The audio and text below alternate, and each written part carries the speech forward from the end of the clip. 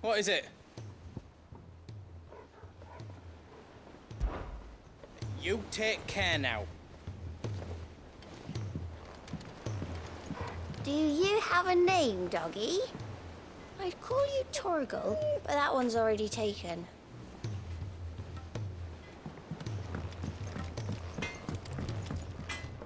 Trouble with your gear, or...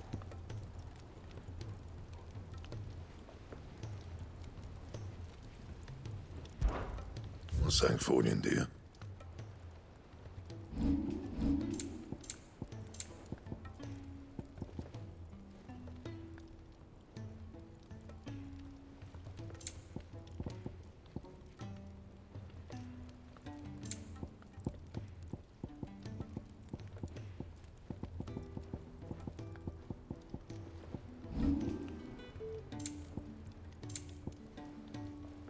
That it?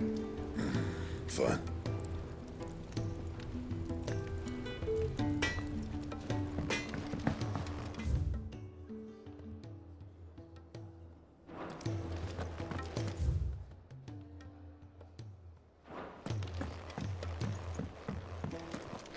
I will not forget this kindness, my lord. I shall go to Eastport, but as soon as the rebuilding work is complete, I promise to return.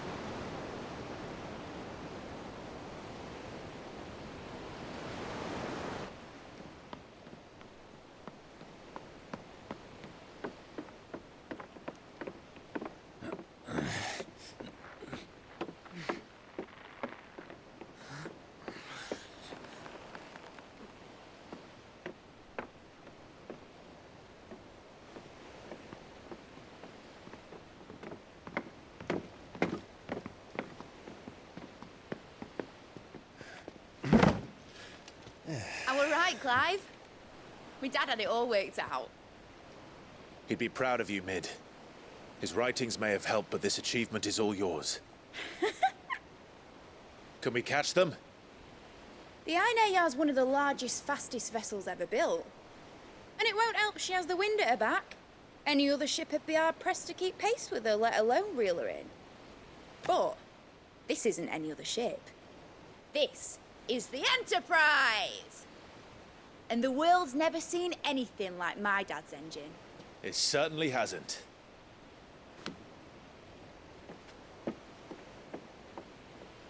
Clive, what do you know of Barnabas Tharm? Only what the bards sing. That he sailed to Ash from southern lands. That it was his mastery of the blade which won him the throne. And that his sword, Odin's sword, can sever the very threads of creation. But don't lose any sleep over a last tilt. We'll do what we must to survive. What we must. The light! I thought this cove was meant to be hidden.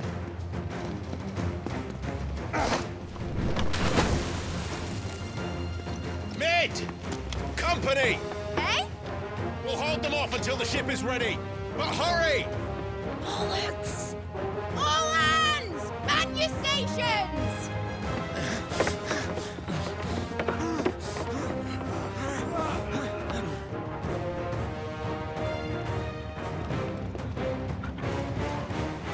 Everyone with me?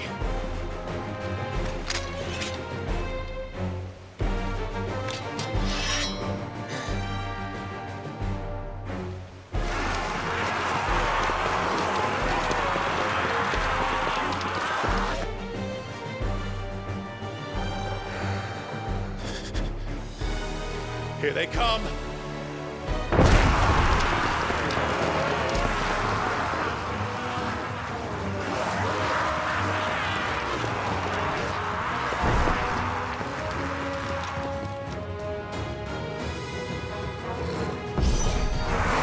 Mid needs every moment we can give her! Behind me, Lord Rosfield. I'll take care of these fuckers. Behind you, I'll have you know earth-breaking here once struck fear into the heart of every man in the fleet.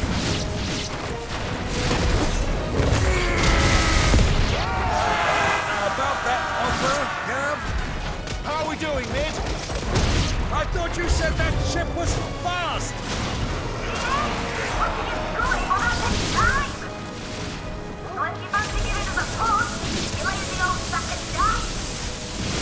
Old?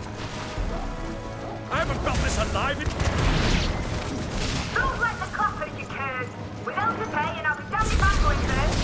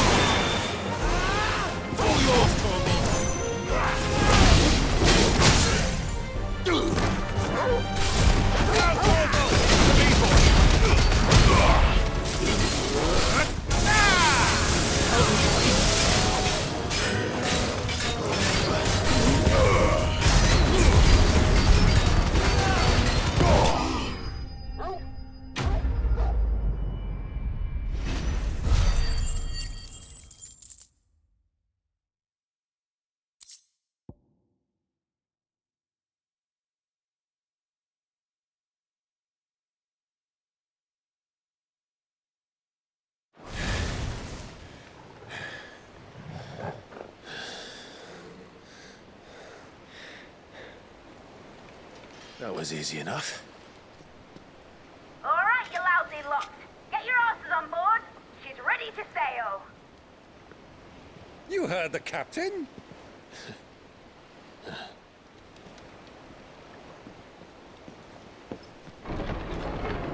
Clive?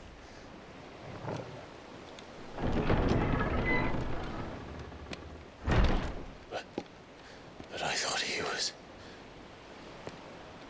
Confounded. Then it is as I feared. Sleipnir is no man, but a creation of Odin.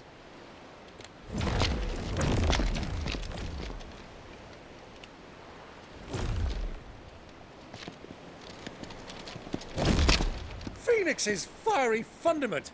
Have you no normal enemies?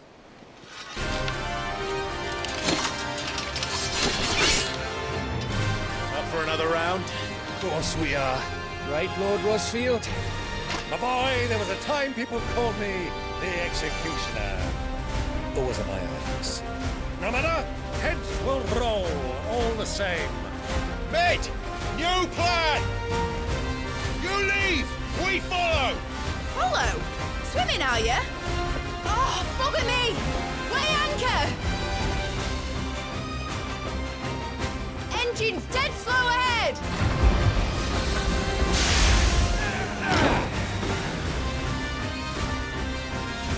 Have care, my friend. 'Tis not blood that runs through an Eddie's veins. These foes will not fall easily. And they will fall. Like oaks before a woodman's axe. Good thing I brought one! How long are we meant to keep this up? As long as it takes. Unless you have a better. Well, I've already killed at least 5 of the bastards. Fuck it! Let's do the lot!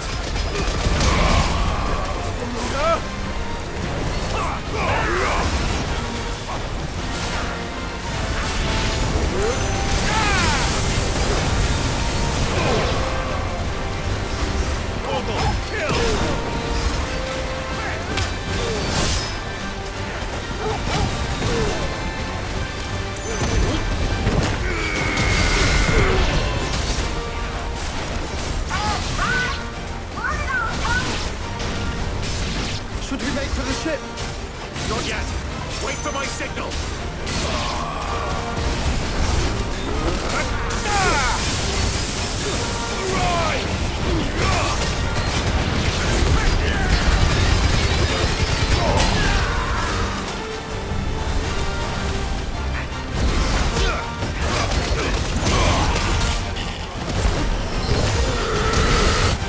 In your own time, Clive!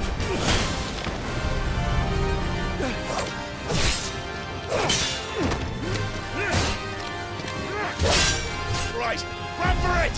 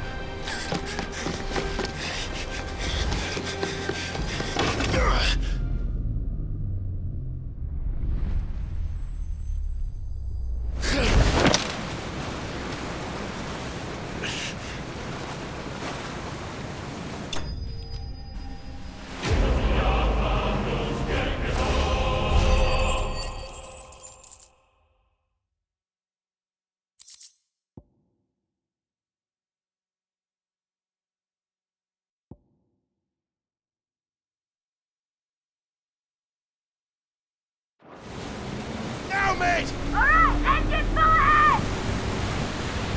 And hold on tight!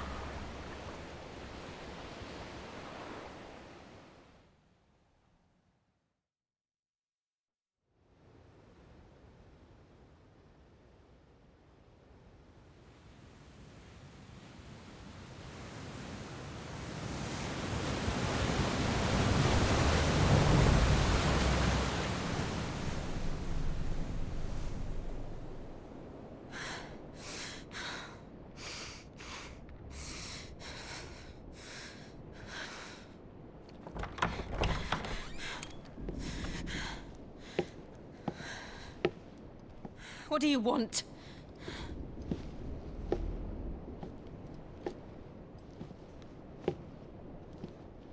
That's quite a mess you've made. And wholly unnecessary. You are my offering to Mythos. I would not see you damaged.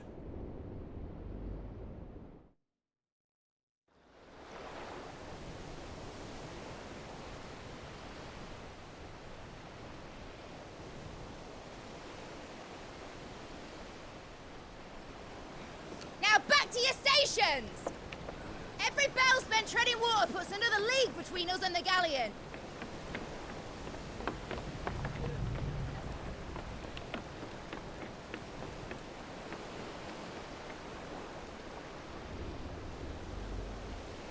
I don't suppose Mid has a spare engine? Since you rose from the grave, my fortunes have plummeted. Are you absolutely certain of this quest of yours, Clive? The foes you face are as terrible as they are numerous. Aye. And they'd have us live and die on their terms, which should answer your question. Ah! You have that same stubborn look as your father did when he set his mind to something. On the battlefield, I am but a single axe. A deadly one, mind, but a single one nonetheless. Yet what you require is 1,000, and I believe my old friend in Randalar can provide them.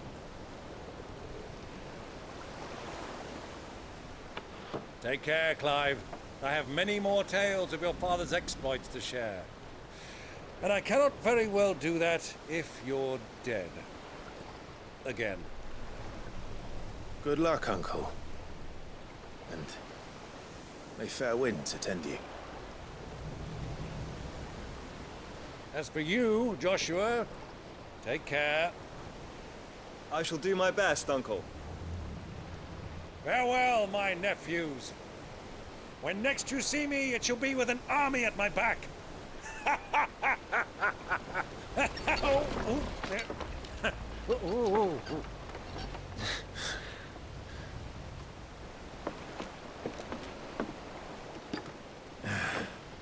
Cheerio!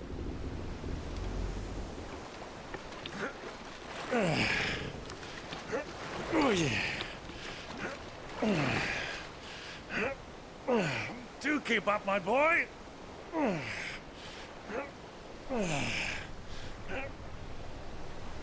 Well, we can't have him showing us up now, can we? We would never hear the end of it.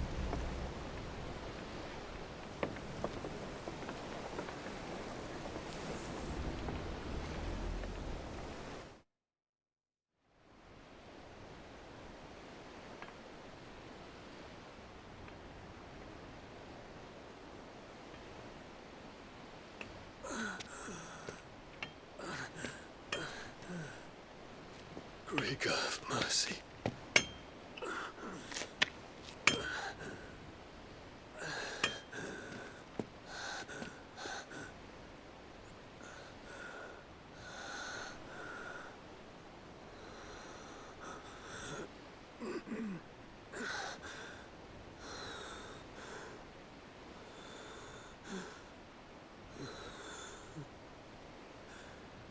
All this.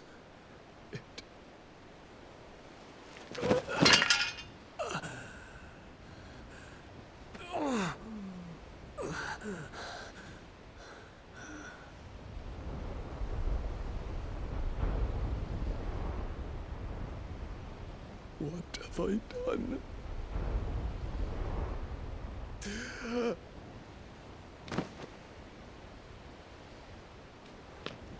My lord.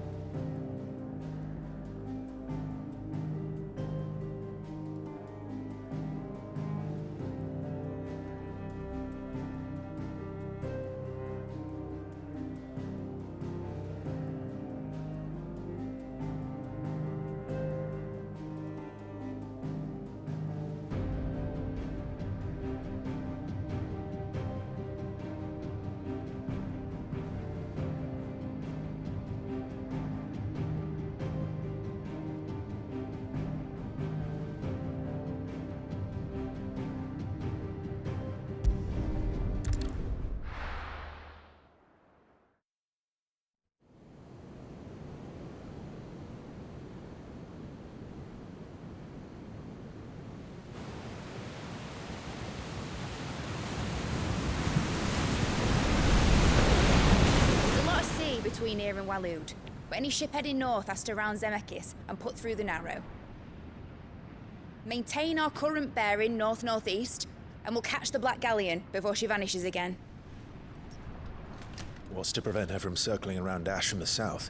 With these winds in those waters, it'd taken forever and a fortnight to reach Stonehenge. Mid knows what she's talking about, Clive. Better than any of us lot, anyway. I say we do as she tells. Sails on the horizon. She's ours.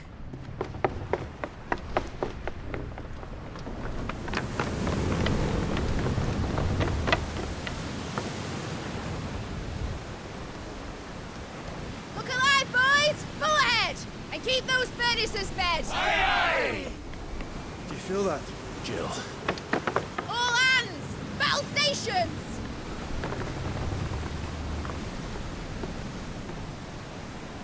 Let's see what this girl can do.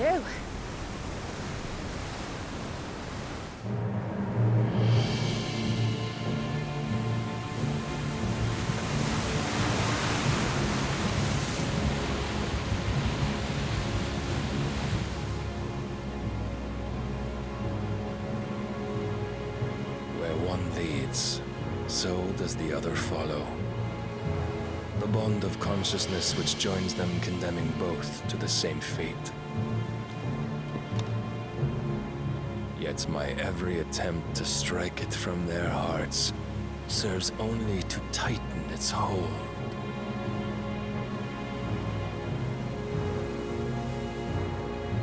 Fascinating.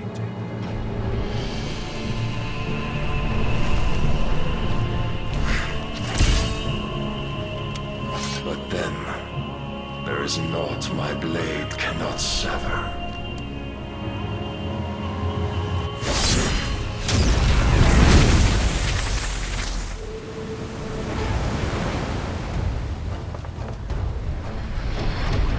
Great Grigos, gosh!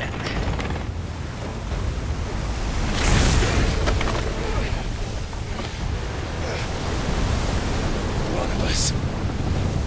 Hard a port! Heads down, you brutes! And brace for impact!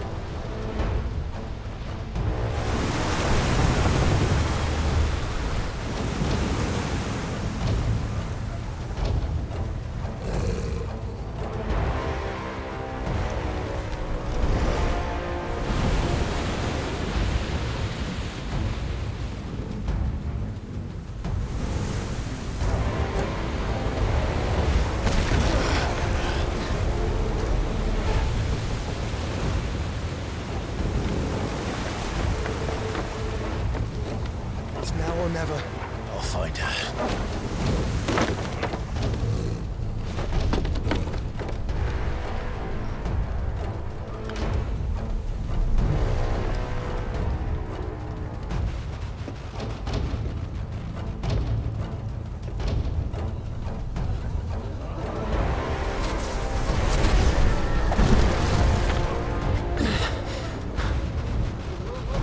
Bloody hell! Rudder starboard!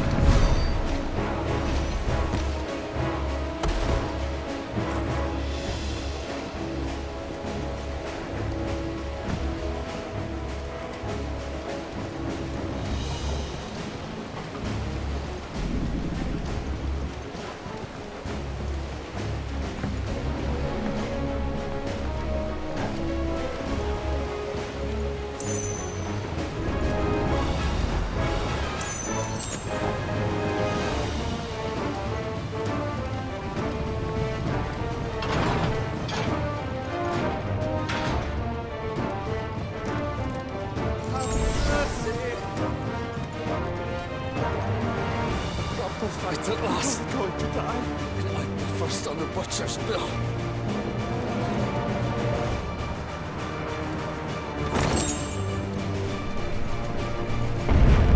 I need to hurry.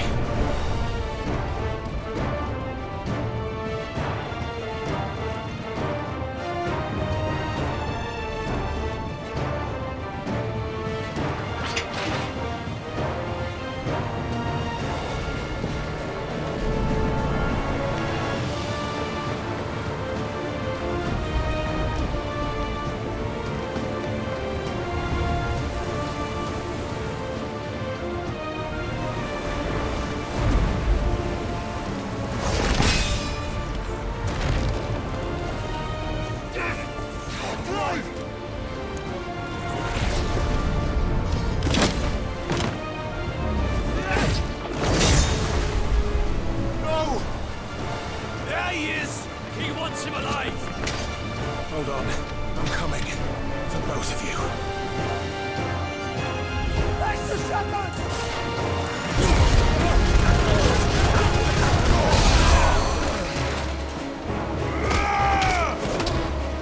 Now, Torgal!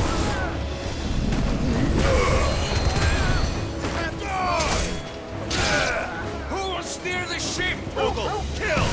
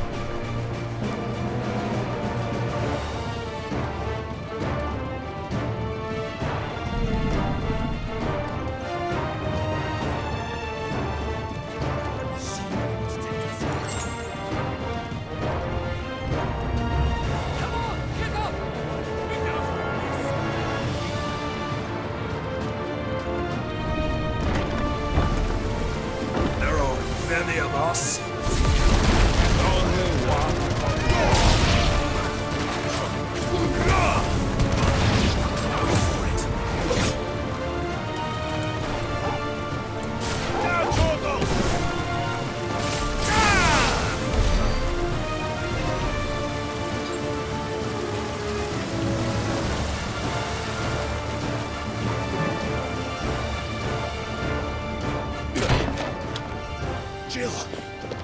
You came. Get back.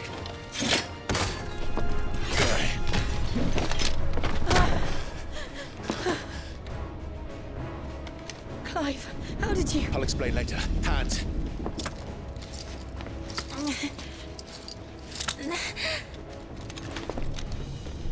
Can you walk? Out of here I can.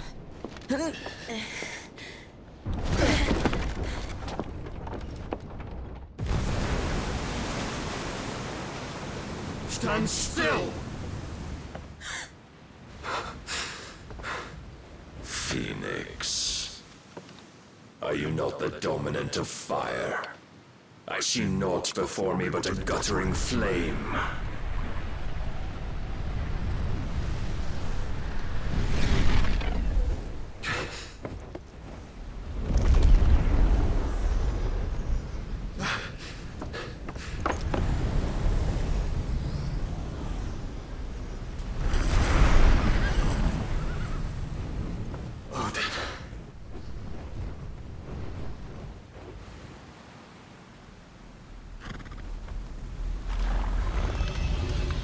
In earnest, then.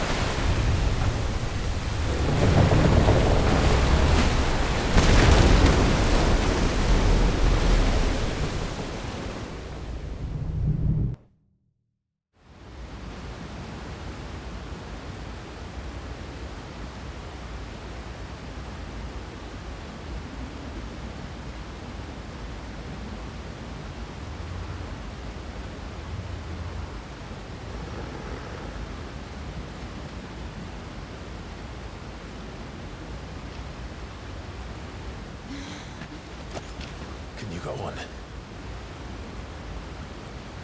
I think so.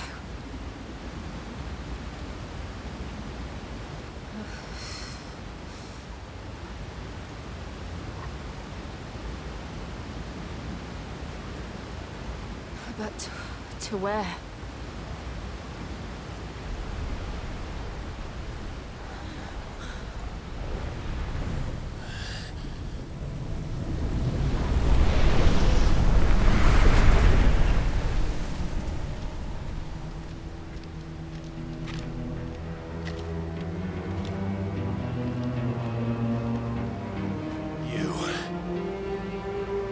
What did you do to Joshua? The Phoenix? Oh, I expect he will survive.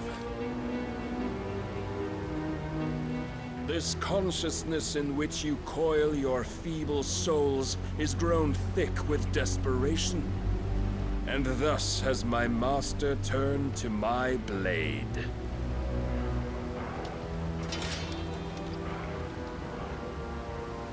The world will soon be painted in black. And all that live shall gather in death's autumn wake. Not if we remove the cause of this misery. Not if we destroy the last of the Mother Crystals and restore balance to the world. Come. Do you truly think it's so simple?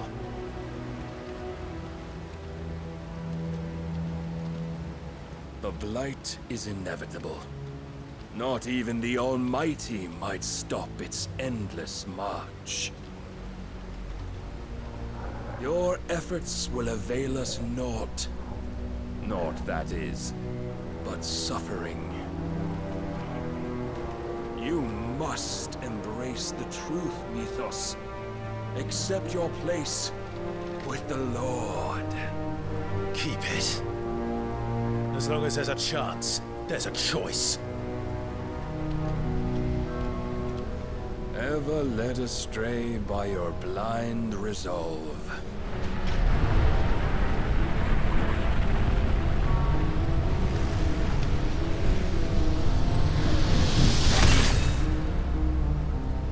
Now, it is time you learn the inevitability of your divine fate. However much it may hurt. Get as far away as you can. Clive, no. Trust me, Jill.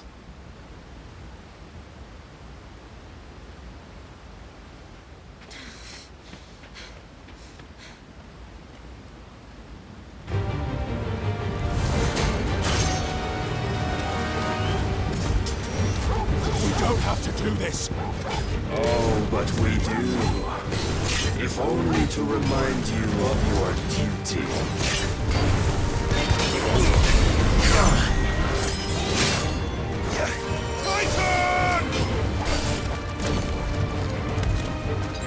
In the short time since our last meeting, you have grown much. Yet as a vessel, I fear my lord will still find you lacking.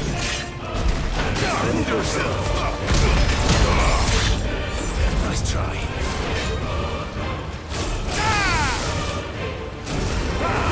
All this fire and fury, and for what? Stopping the blight. A foolish notion fed to you by a foolish man. How dare you? You know naught of this world, nor of our place in it. If our fates were so easily rewritten, we would all be gods.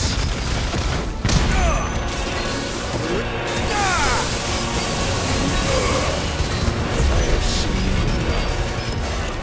If reason cannot sway you, there are other means of persuasion that might.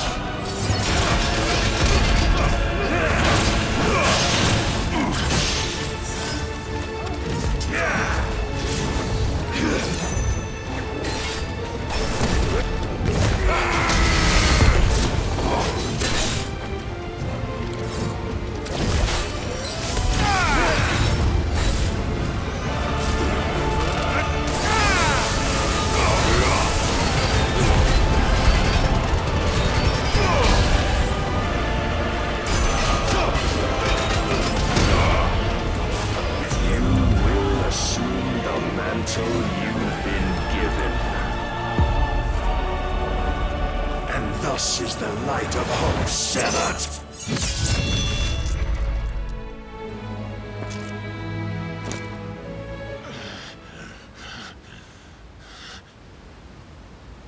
You would yield so soon. Never. Clive!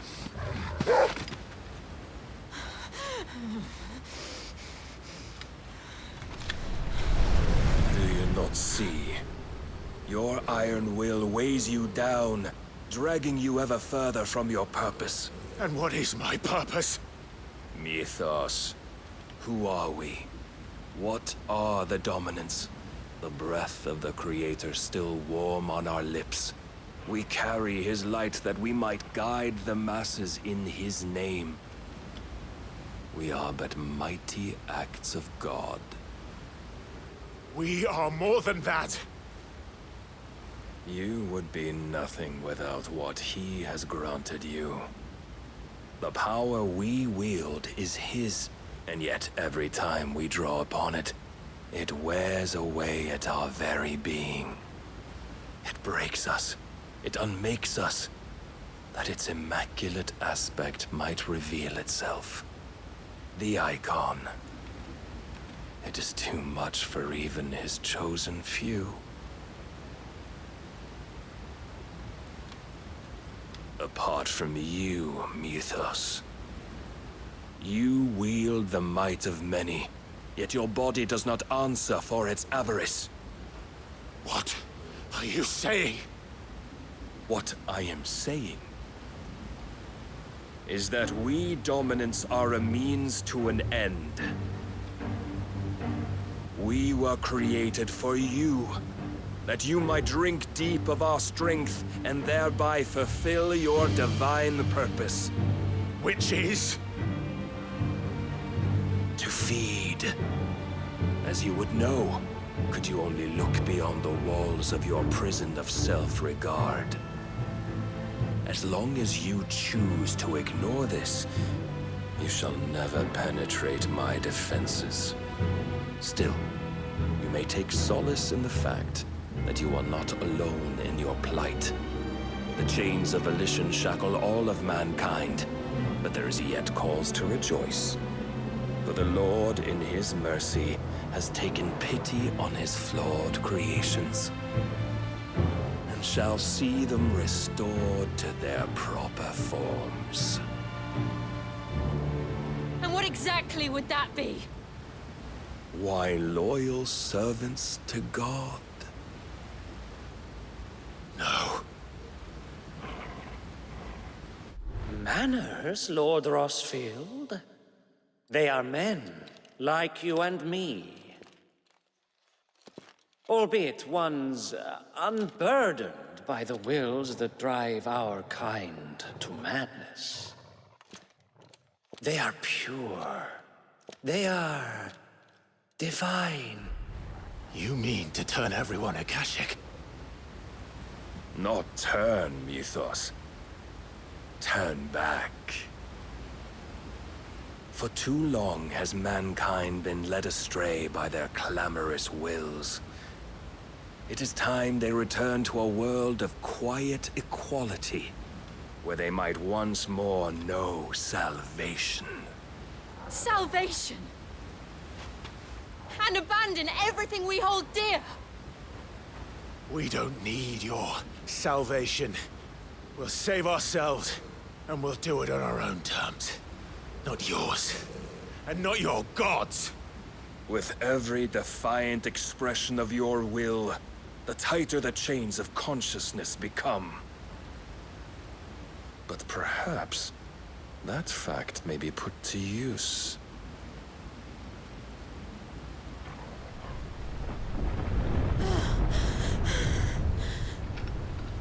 Clive! The faster it binds you to the remaining dominance, the stronger your hunger will become. Until it leads you back to the only answer there ever was. Mayhap not by the path my master intended, but back all the same.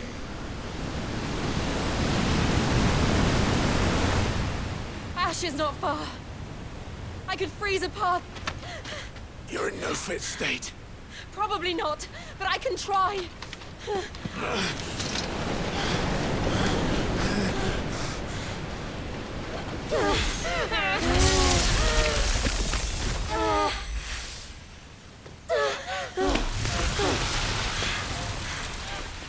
Don't look back!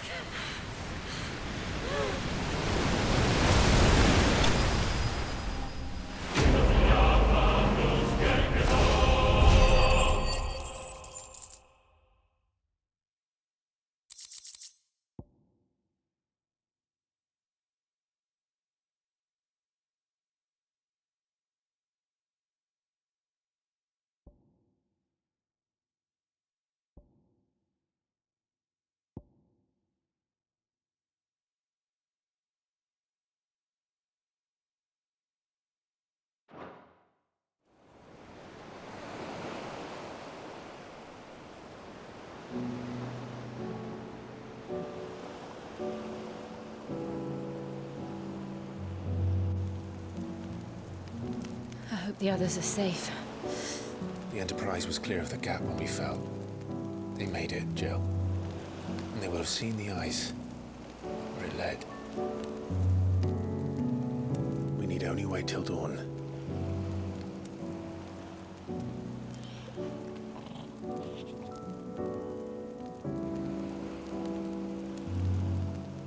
This is the second time Barnabas has bested me. I'm powerless against him.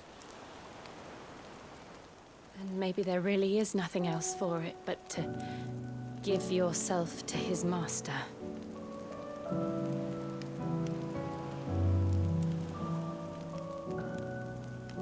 Only you won't do that. The Clive I know would never do that. So you believe? But do you really know me? If what Barnabas said was true, then I'm more monster than man. And each time I summon the flames from within, I burn away the things that make me who I am. Do you, though? Think of what you've used that power for, of all the people you've saved. It doesn't matter how or by whom it was granted, only how you choose to use it. And you've chosen to use it for good, haven't you? I've also used it to kill. What if that's my purpose? What if it's all I'm good for?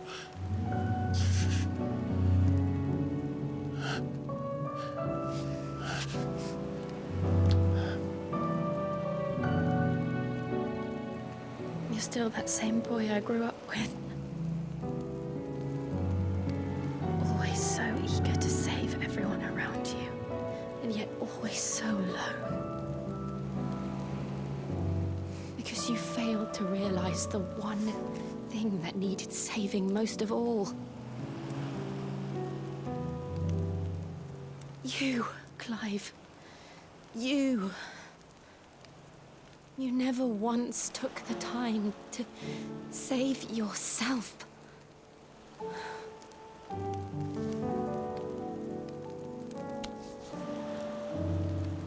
Myself? I think I might be beyond saving. No one is beyond saving, provided they want to be saved. You fight to survive. And you survive so that you may protect those you love. It's what you do. What you've always done.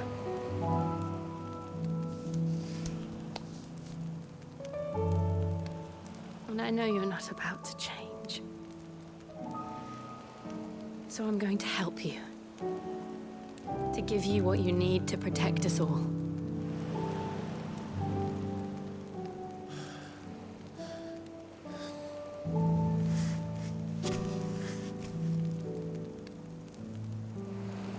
Jill. Are you sure?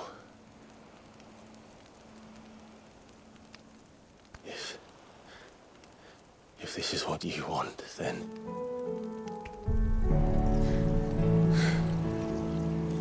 Don't worry, Clive. It is.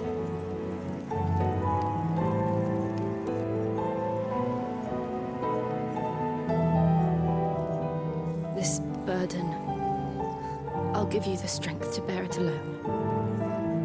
But I'm not alone. These burdens I carry, my sins, my pain, my sorrow, I see now that they are all a part of me.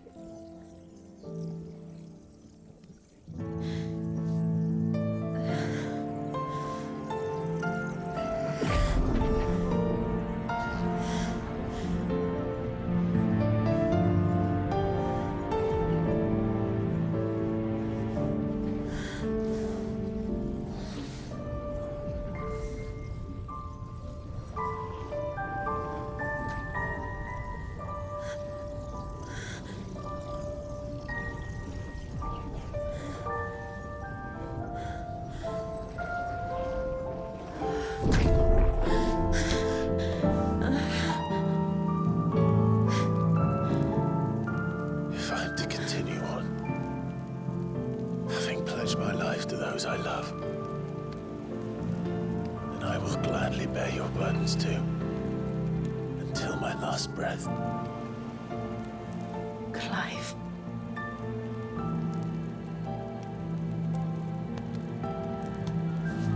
I promise you, Jill, we will find a way to escape this fate. Find a way to save each other.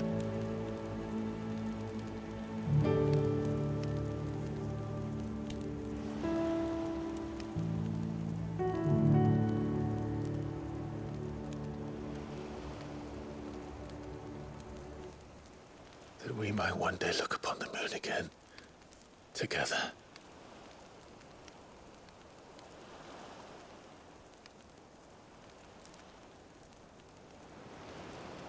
And I promise you, Clive, that I will be there, no matter what you must become. I know.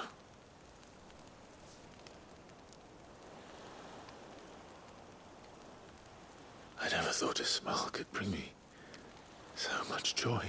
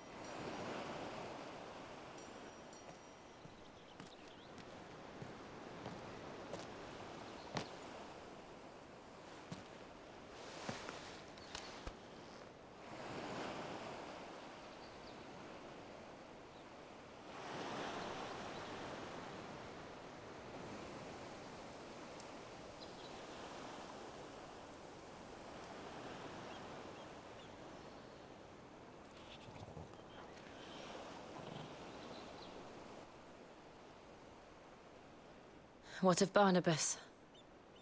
Do we pursue him? No. Our paths will cross again soon enough. Whether we like it or not. Besides, there is something we must do first.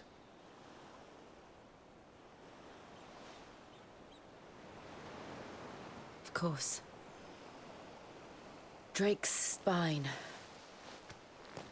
The last Mother Crystal. The Einherjar is at the bottom of the sea. Waloed won't dare move on Storm without her. But they know we're coming now. We'll need a plan. And a damn good one at that.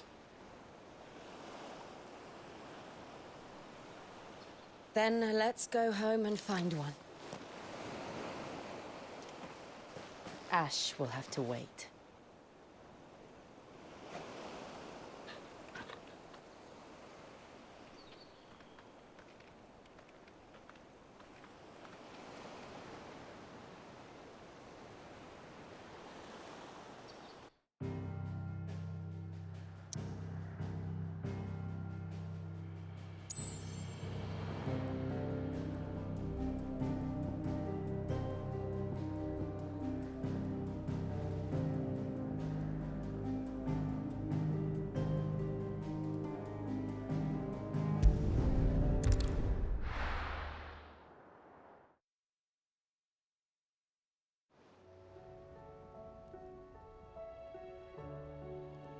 Mid says Odin split the sea in two.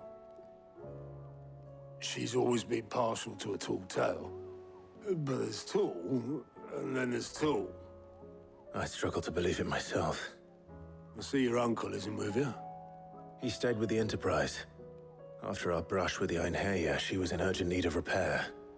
And my uncle knows a shipwright in Randalar. We're to join him there when we're ready to sail for Ash. You sure that's wise? Last I heard, the place was still overrun with Akashic. Show me a city where that isn't true. Ultima's plague is spreading. We're running out of time, aren't we? We've done our best to shore up that hideaway. But I doubt a few planks will stop what's coming. Still, we'll keep at it. Every little helps, I suppose. Let's hope so.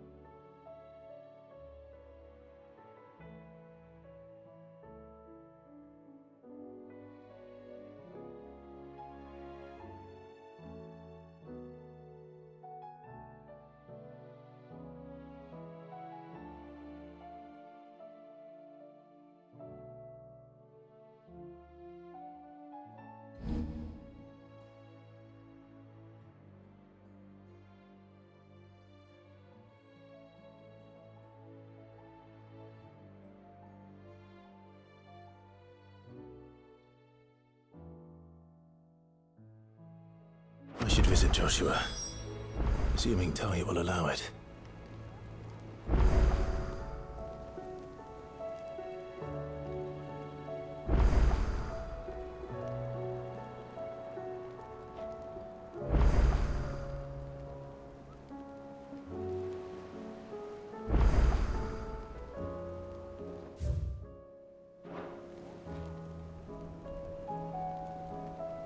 You need anything?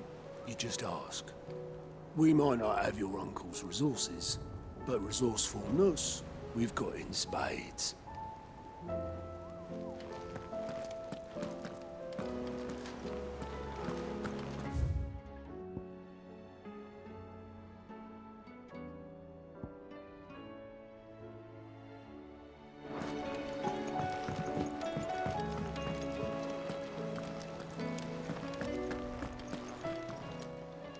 How are you doing?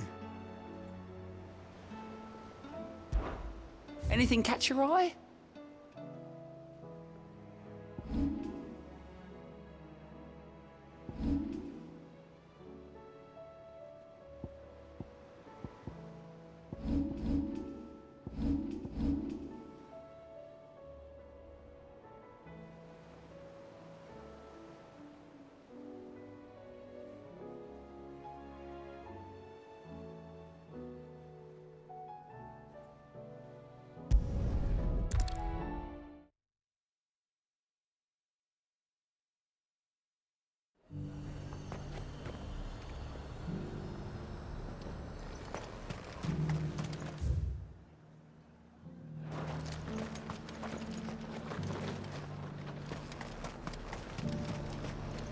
And what can I do for you?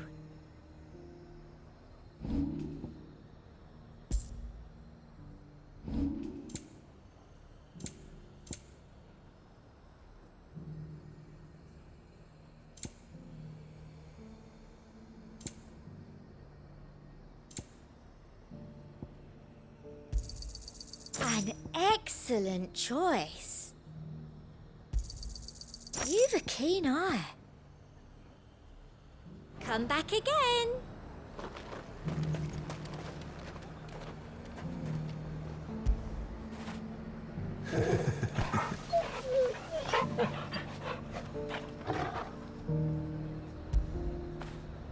After it.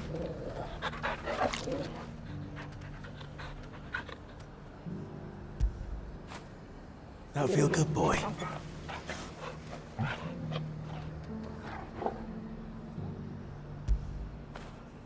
You all right, boy?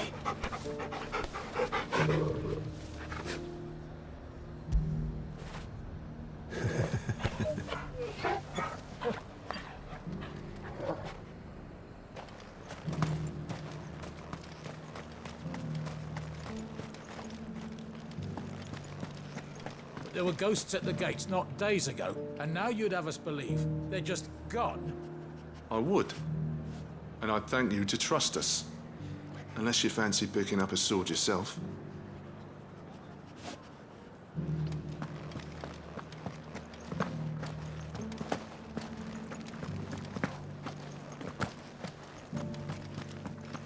Those things I said before about not being able to fight. You didn't mean them. I know. That's not the man you are. The man I love. So many were injured. Only by the grace of the goddess did so few succumb to their wounds. I'd say it was more the grace of the dame. But help's help, eh?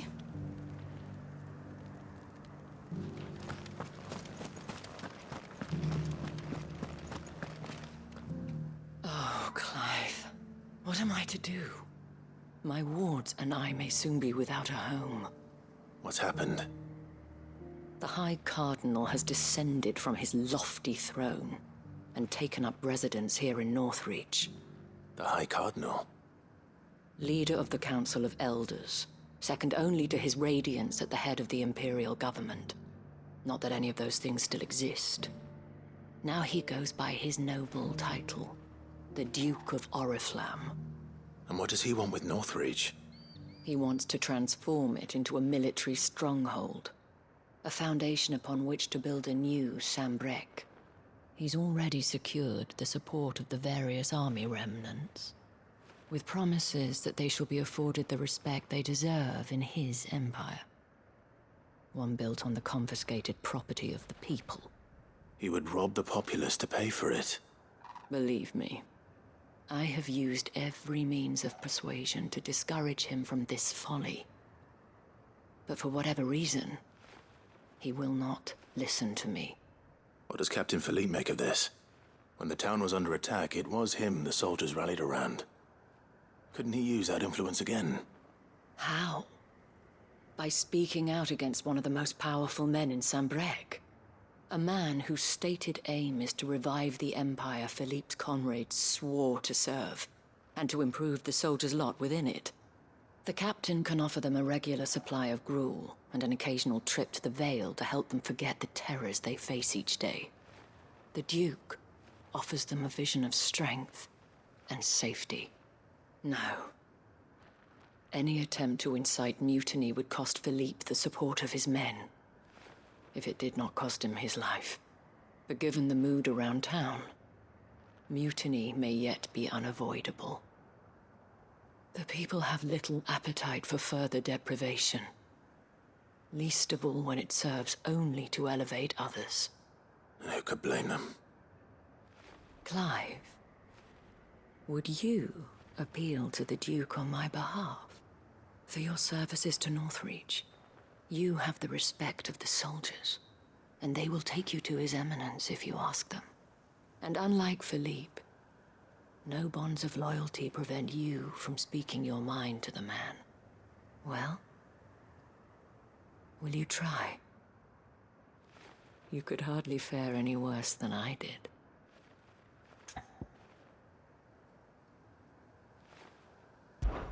I'll see what I can do.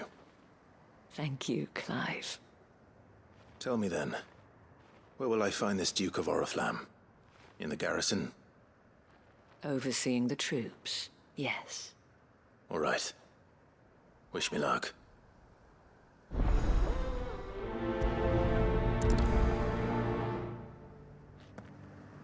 The fact that the soldiers trust you may well carry some weight with the Duke. He needs their support, after all. I only hope that you can make him see sense before he tears the town apart. I may have met this Duke before, at the Remembrance Ceremony. Let's hope I didn't make a strong impression.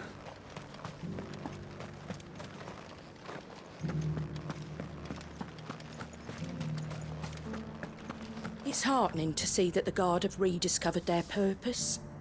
I just hope they don't do anything stupid. We've lost enough people to those things.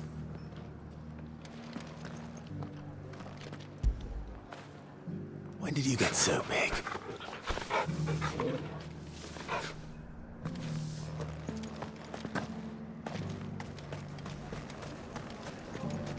as you remain, the Vale will see to your needs.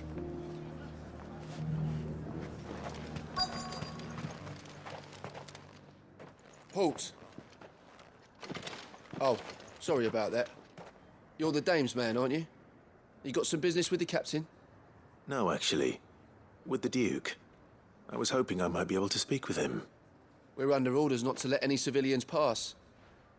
But you should be all right. His Eminence has heard all about you and your heroics. Wait here. I'll go and ask.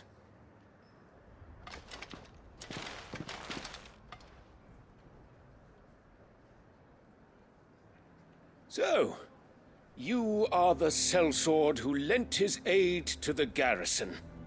The Empire owes you a debt, and I shall see it repaid. But tell me, is it wealth that you seek, or favor? Neither, Your Eminence. I thought only to inquire about your plan to turn Northreach into a stronghold. Ah, I see. You are worried the expanded garrison will render your services redundant. Yet you needn't be. A proud fighting man like yourself shall always have a place here. Pride of place, in fact. For too long has the contribution of the noble soldier been under-reckoned. But no more. For it is they who shall see the Holy Empire rebuilt, beginning right here in Northreach. Why here, Your Eminence? The town has been fortunate enough to escape largely unscathed from the recent troubles. Her defenses are sound, and her garrison well prepared. Which is more than can be said for Oriflamme or Twinside. The Empire wants for a capital, and I believe Northreach to be the perfect place. With Caer Norvent as her citadel. Once we have seen to the refortification of both the town and the castle, we need only build a wall around both to create a city that would be the envy of the twins. Plans are already underway for the construction. Soon enough, these thralls shall learn that they are no match for the might of Sanbreque. I fear you underestimate how dangerous these creatures are, Your Eminence. Should they return in force, you will need all the people of Northreach to come together in defense of the town. Something they may be loath to do if they've been deprived of their worldly goods. The people will do as their leaders command. If Sanbreque is to be rebuilt, she will require a functioning government. One whose authority is beyond question. That is why this levy is necessary. So that any man who wishes to join the army might do so and be fed, outfitted, and paid as befits a defender of the Empire. And yet there are those who persist in peddling the treasonous lie that I seek to steal from the people and drive them from their homes. I suspect they're afraid of losing what little they have left. Precisely. The common folk have little and less, and you mean to deprive them of even that. You would sow the seeds of your new empire in your own salted earth. Sabine, we have discussed this. Yes, and I told you then how putting the empire before her citizens would lead only to revolt. Without an empire, there are no citizens. And in yours, there will be only beggars. Is that what Griga wills for her people? Do not take her name in vain, Sabine. I'll come back later. The citizens revolt. I wonder what the people really think of the Duke's plan. It wouldn't hurt to ask them, I suppose. Let's begin with those on the other side of the wall. Sabine, you are embarrassing me. You're embarrassing yourself.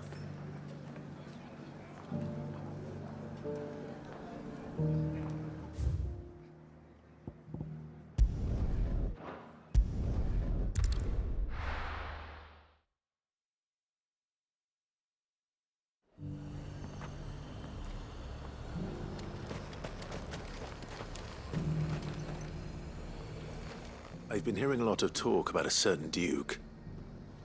Nothing good, I'll wager. Going around acting like he owns the place. And with hardly a word to the dame. This is her town, not his. I take it you'd rather she was in charge. As far as I'm concerned, she still is. Just need his eminence to sod off back to Oriflamme.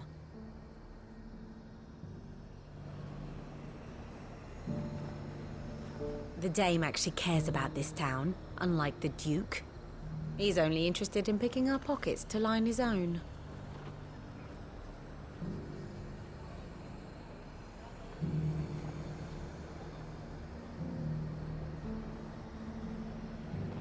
The dame actually cares about this town, unlike the Duke.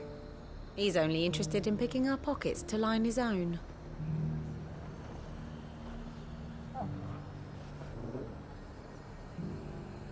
The dame actually cares about this town, unlike the Duke. He's only interested in picking our pockets to line his own.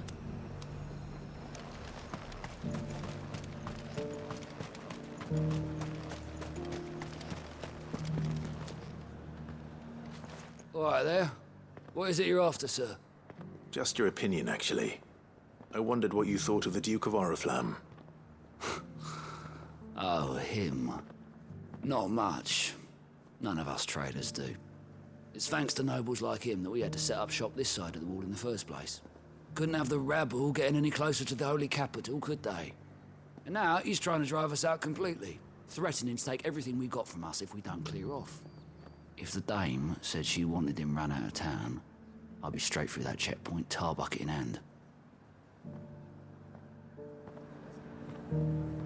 The Duke might have soldiers at his beck and call, but us common folk follow the dame, and no one else.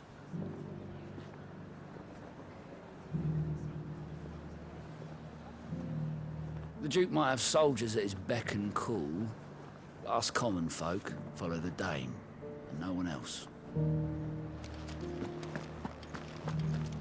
Soldiers too craven to fight. Ha, stark naught, the lot of them.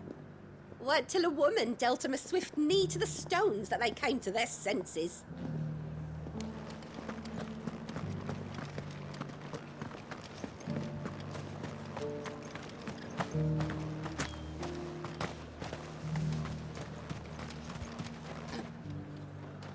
A question, if you don't mind. What do you think of the Duke of Oriflamme? Don't get me started. You build a life for yourself somewhere, earning for some noble to turn up and tell you you've got to hand it all over to him. If he thinks his name and his chains give him the right to empty our purses, he's in for a rude awakening.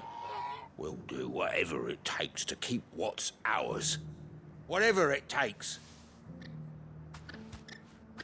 Well, the people seem united enough. What about the soldiers?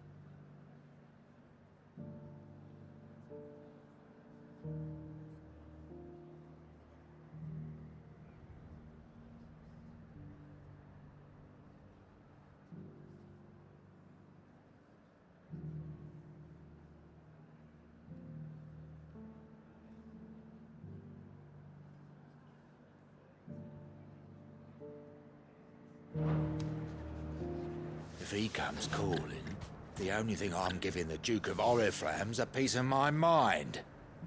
Maybe a smack in the gob.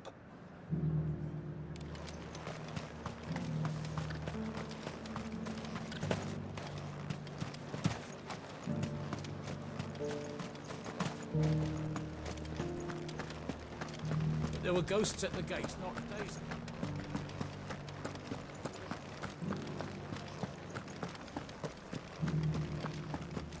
Those things I said before. Excuse me, do you have a moment? I wondered if you'd mind sharing your thoughts on the Duke of Oriflamme. Well, he's made a lot of enemies coming in the way he did. But I mean, look around us. You can see the state the realm's in. The traders might not like having the screws put on them, but if they volunteered a few more of their hard-earned gil before things got bad, maybe they wouldn't have to. I think the Duke's got a point when he says rebuilding the Empire's the best way of making sure we're all protected. And if that means people who don't know one end of a sword from another have to make way for those who do, well, that's just how it goes. I mean, it'd be nice if we could all do whatever the hell we wanted and not end up being torn to shreds by a swarm of fiends. But we can't, so we've got to make sacrifices, just like the Duke of Oriflamme says.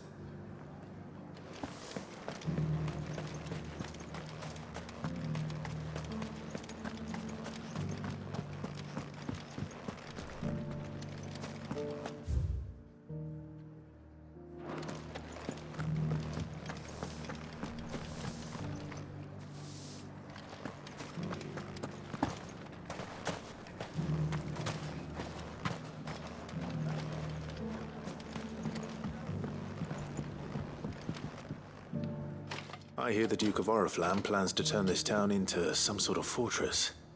Do you think that's a good idea? It's not for me to say. All I know is that unless the Emperor orders me otherwise, His Eminence's word is law. Look, no one likes all these taxes and tariffs, but empires don't come for free. Once Sanbreque is back on her feet, we'll all reap the benefits. What the common folk don't understand is, this is for them too. Either we turn the Empire back into a force to be reckoned with, or we live in fear the rest of our lives.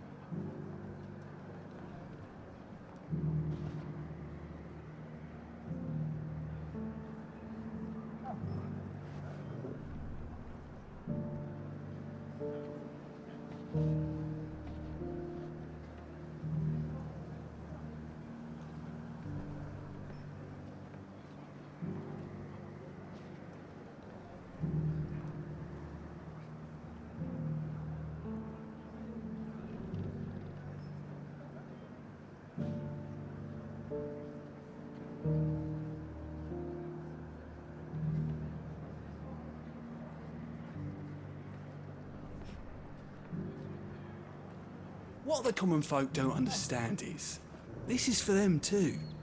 Either we turn the Empire back into a force to be reckoned with, or we live in fear the rest of our lives.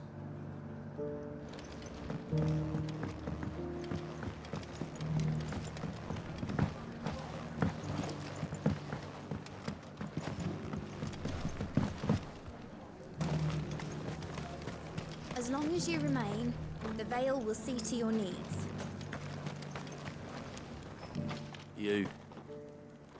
You're the one who was talking to His Eminence.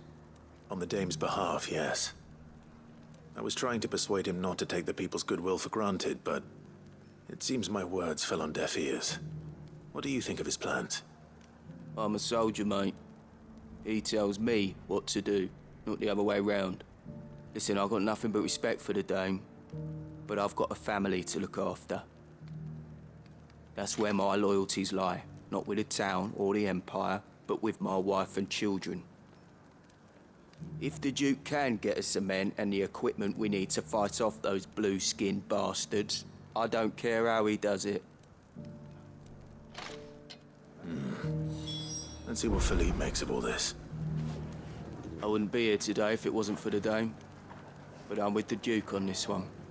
If turning this place into a fortress is what it takes to protect my family, I'll do it.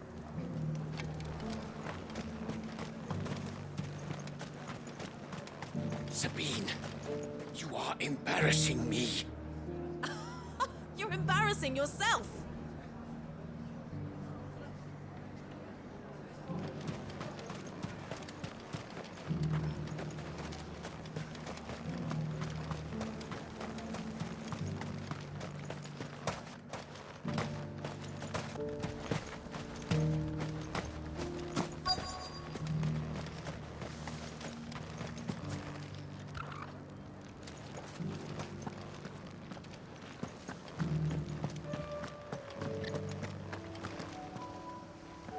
Captain, do you have a moment? For you? Certainly. Clive, wasn't it? Thank you for last time. How can I help you? I wanted to ask you about the Duke of Oriflamme. Do you intend to go along with his plan? But to tell you the truth, I'm in two minds. It's my sworn duty as a captain of the Imperial Army to obey his orders. But I can't say I agree with him. Philippe, I remember you saying that you became a soldier to protect the people you loved. The Dame included. That's right, I did. Well, she doesn't agree with the Duke's orders either. She thinks they could tear Northreach apart.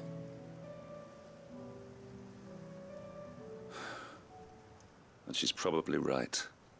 Thank you, Clive. I know what I need to do now. Protecting the people I love is what matters. Doesn't matter how. Well, duty calls, so I better go. Thanks again.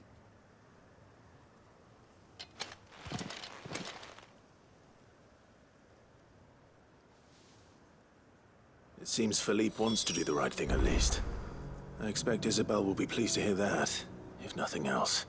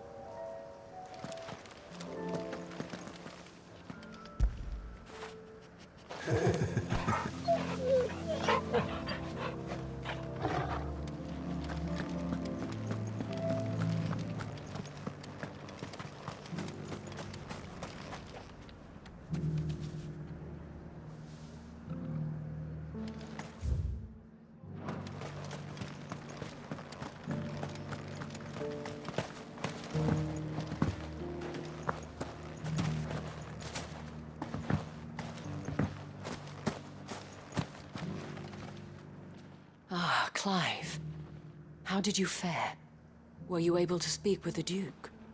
I was, but...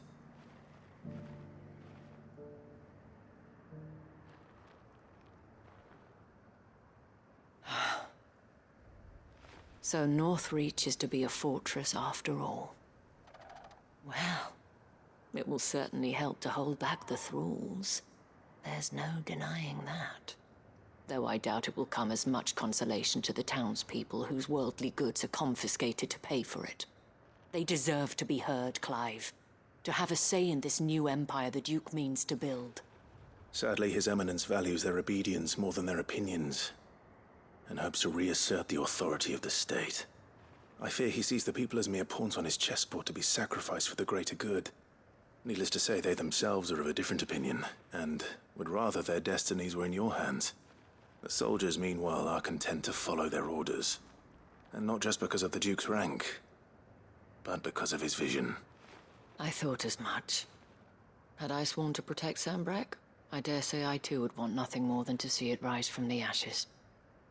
Thank you for trying. But the battle is lost. I don't know about that. What happened to your uniform? I handed it in, along with my resignation. Told the lads I wished them well, but that I owe it to those I love to call it a day. But why? Because I realized what really matters to me. Not following some nobleman's orders for the sake of it, but protecting what I care about. Protecting Northreach. I honestly don't know when those monsters will return, but I'm certain they're not finished with us yet. And when they do come back, we need to be ready for them. We need to stand together, all of us. And with you to lead us, milady, I reckon we can do it. It was you who finally convinced me, Clive. There's no point following orders if they go against everything you believe. Indeed. All of us, standing together. That has always been Northreach's best hope, and one which still lies within our grasp. We have only to turn our attentions to the true enemy. Thank you, Philippe, for showing me what I must do. Anything for you, milady.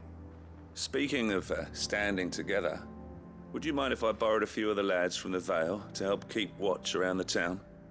I fear His Eminence has loftier tasks in mind for the guard. Not at all. Be my guest. Wouldn't be the first time.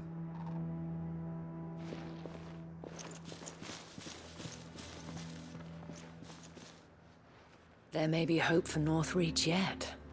Especially with men like you and Philippe to champion our cause. I, for my part, shall continue to work upon the Duke, in the stubborn belief that I might still tempt him into joining hands.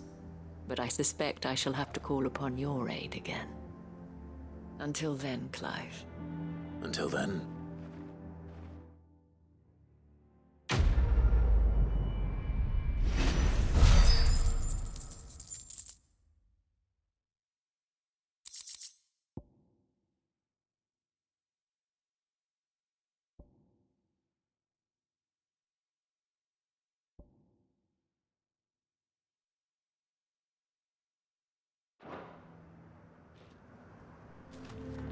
Despite my repeated advances, His Eminence has proven a difficult conquest. Fortunately, I am nothing if not persistent. But, be that as it may, I might yet need you to press the point.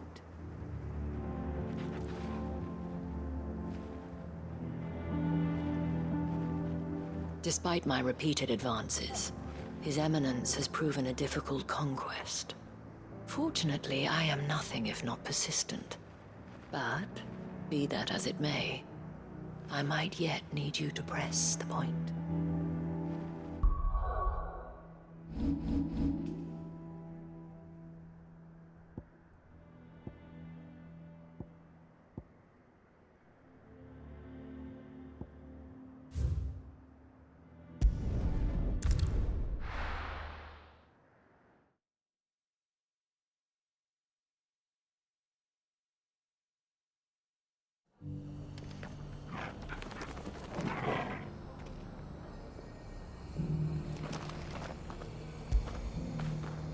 When did you get so big?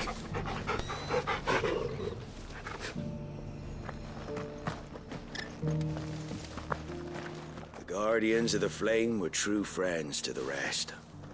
They fought our enemies, manned our barricades, joined us on our patrols. Now they're gone, I suppose it's back to double shifts.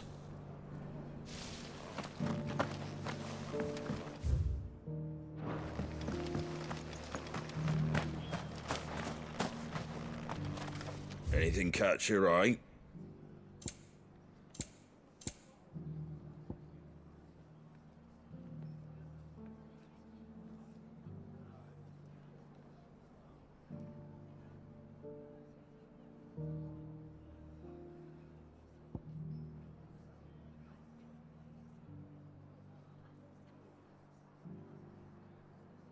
Very well. Anything catch your eye? Very well.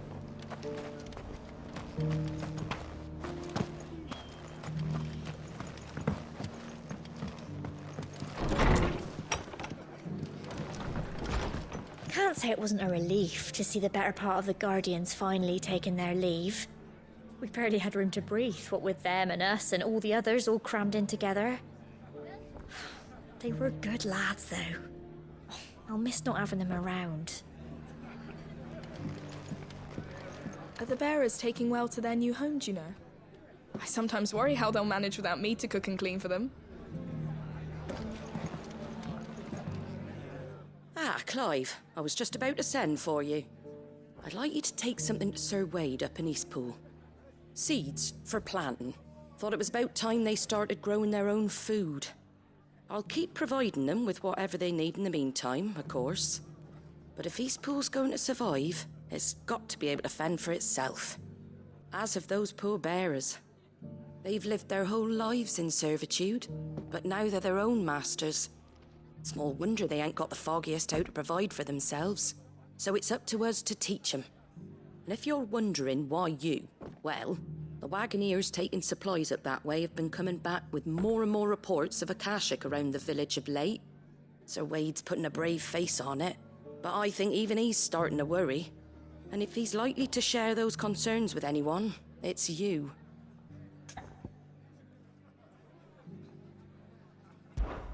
All right. Thanks. Wouldn't ask if I didn't have to. There. That should be enough to keep them in Ghazal Greens for a few years at least. Ghazal Greens? Not the most mouth-watering crop, I'll admit. But they're hardy, they grow fast, and they fill a hole. Better that than something that'll wither away at first frost. And chocobos love 'em too, which is no small thing.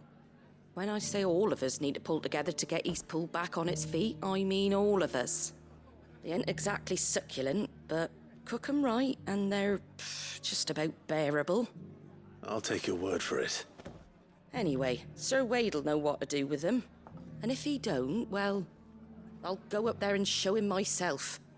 I'm sure you will.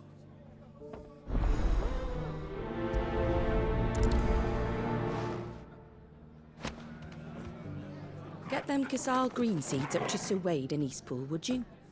And while you're there, ask him what the situation is with the Akashic over that way. He might actually tell you the truth.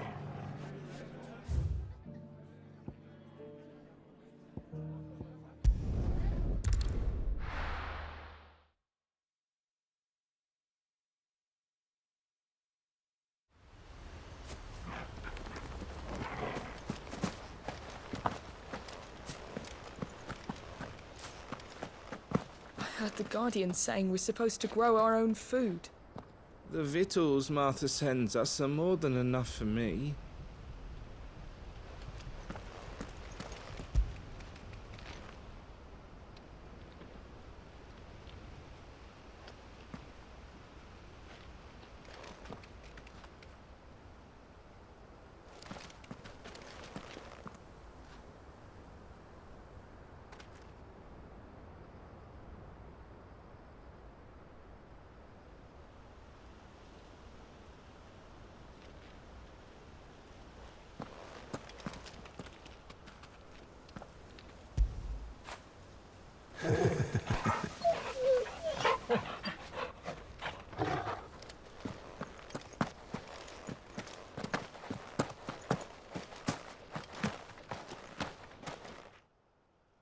Ah, Lord Rossfield.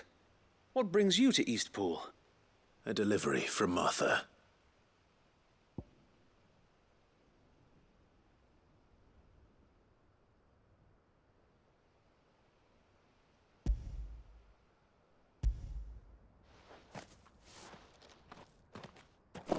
These are Ghazal green seeds. Martha's keen to cut the apron strings, then, is she? I jest, of course. You see, I had thought we might be able to revive the old wheat fields, but they'd long since gone to seed, only without the seeds. Martha was hoping he might be able to show the bearers how to plant and tend these, so that they'll be able to fend for themselves. That's not a bad idea. These bearers had only recently escaped their bonds before we brought them here. They know little of freedom, of providing for themselves and their loved ones. Unless we teach them how to live like free men, I fear that all we have achieved in bringing them here is to exchange one master for another. Not that myself and the Guardians have been the best example to them so far, subsisting almost entirely on Martha's charity as we do. It's about time we all started to provide for ourselves, bearers and Guardians alike. Unfortunately, we've been a little too busy of late to focus on much besides bolstering our defenses. There have been alarming reports of... The Horde is closing in. They're coming, Sir Wade, all of them. Damn it all, I thought we'd have more time.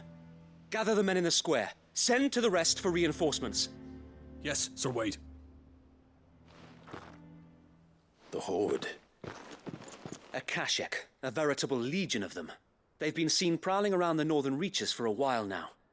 We don't have the numbers to hold back a swarm that size.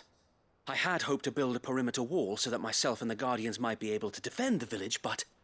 Now you're out of time. Precisely. If reinforcements from the rest arrive before they do, we may just scrape through, but I fear that's rather an enormous if. What if you could call on reinforcements from Eastpool?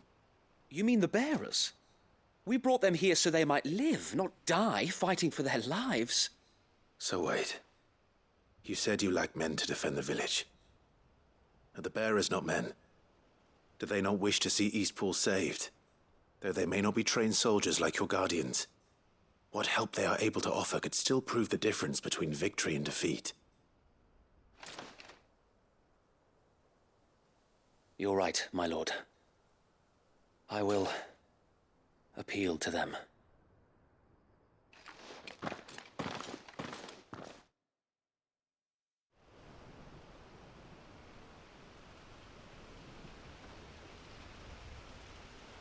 My friends, I humbly beg your aid.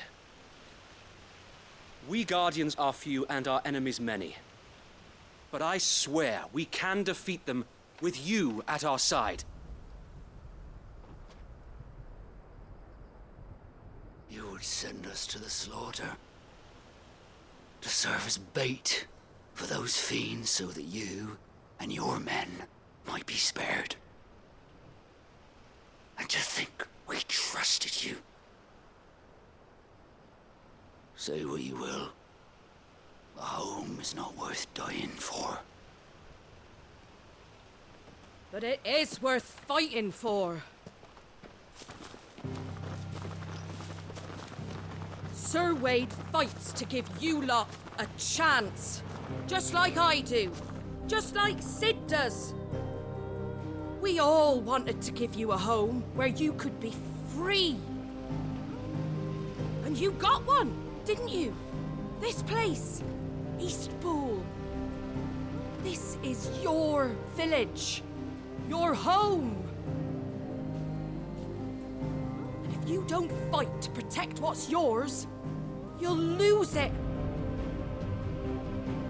You know I'm right. This world wants to take everything from you. Everything. Your homes, your freedom, your very lives. So then, are you going to stand by and let that happen to you?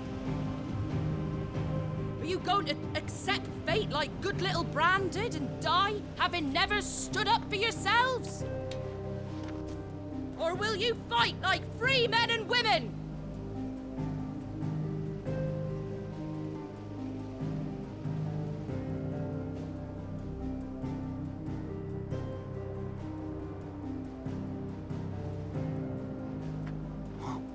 What are you doing? All right.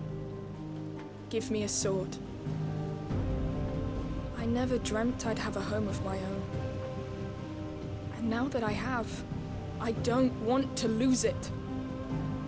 I will protect what's mine, or die trying. We all will. Free men and women, fighting together. Yeah. For Eastpool! For Eastpool!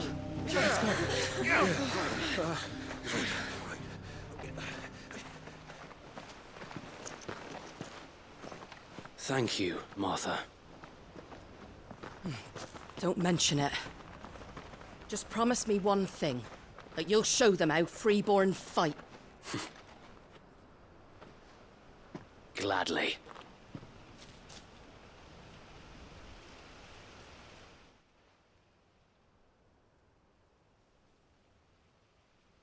Well, if it was numbers you were lacking, you certainly won't be now.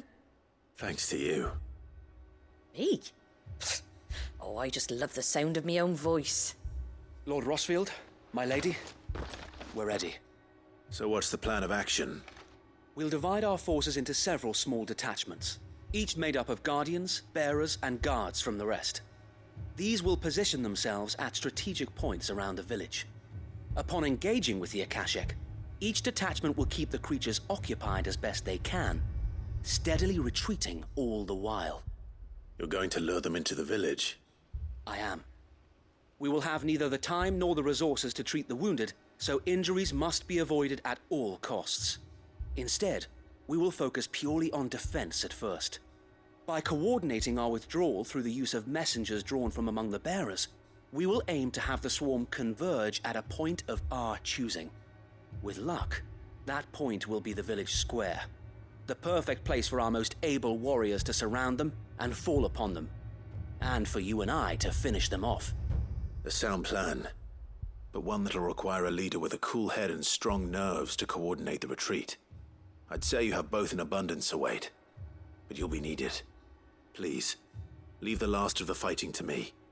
Ha! And let you have all the glory. Sir Wade! They're here! Then you know what you must do.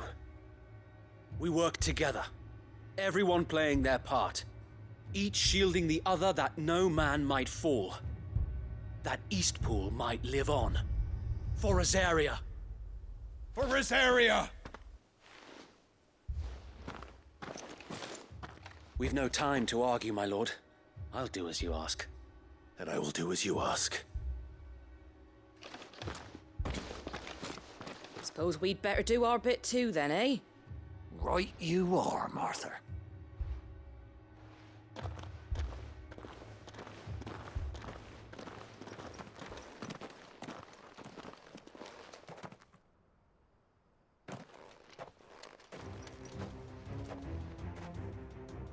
The calm before the storm.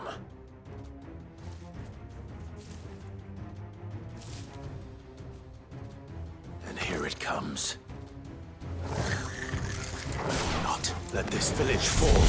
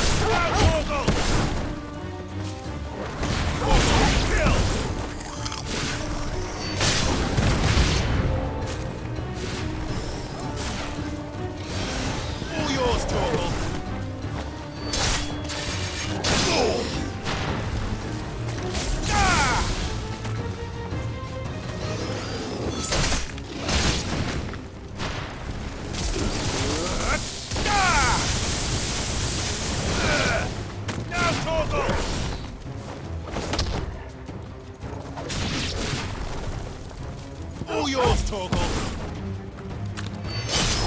You're finished! Now, Torgal!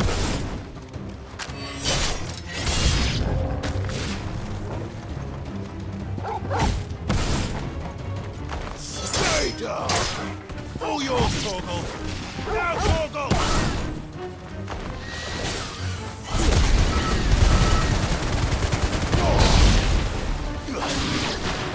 Torgal, kill! Farewell! All yours, Torgal!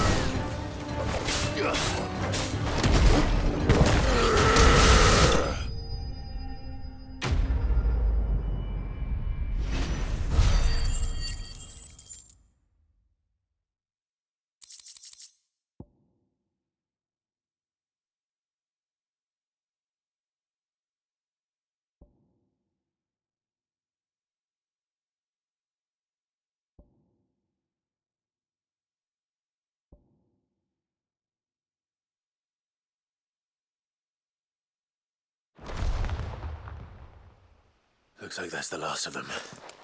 Lord Rosfield! Change of plan! What is it? Owl from the rest.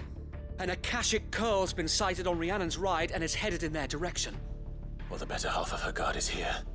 So wait, how many Akashic remain in East Pool? Hard to say. My men are still facing some resistance, but I think the worst is behind us.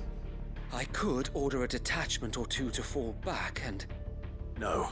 Let them finish the job. You stay here too, Sir Wade. Your men need you. I'll go after the Curl. Join me only when East Pool is won. If you're sure, my lord.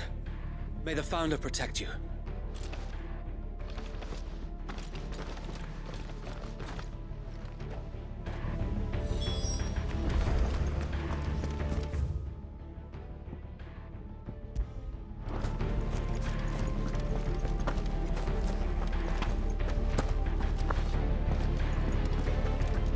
Come to tell me an Akashic Curl's heading towards the rest? Get yourself down there. We can handle things here. Next one's mine. I might not know one end of a sword from the other, but I can roast the bastards. All right, but stay with me. We fight as one. The Curl was sighted on Rhiannon's Ride back towards Martha's Rest. Founder speed you, my lord. East Pool will be safe in our hands, my lord. You have my word.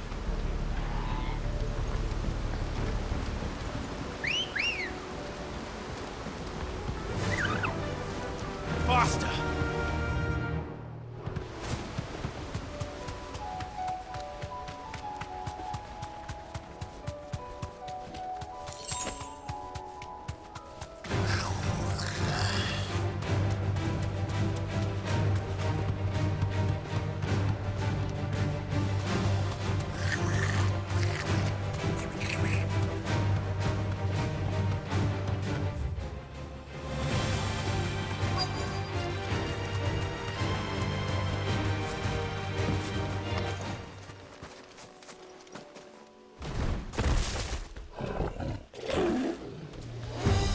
There it is. With me, Torgal.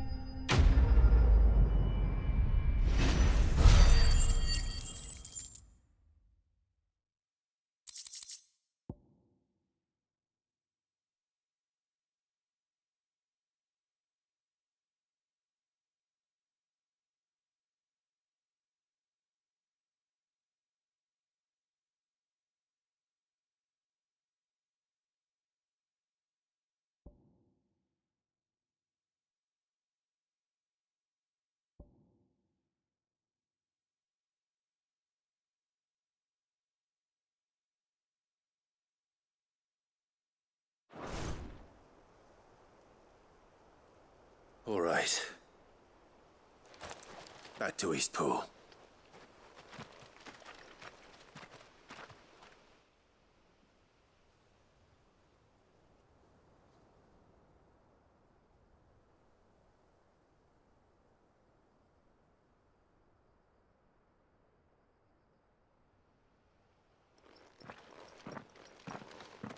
Lord Rosfield, the Curl, is it? It's dead. Thank the Founder for that. And for you, my lord. We were able to eradicate the rest of the Horde. I have guardians posted around the village to keep watch for further attacks, but all seems quiet for now. I hesitate to say it, but I think it might be over. I think it might.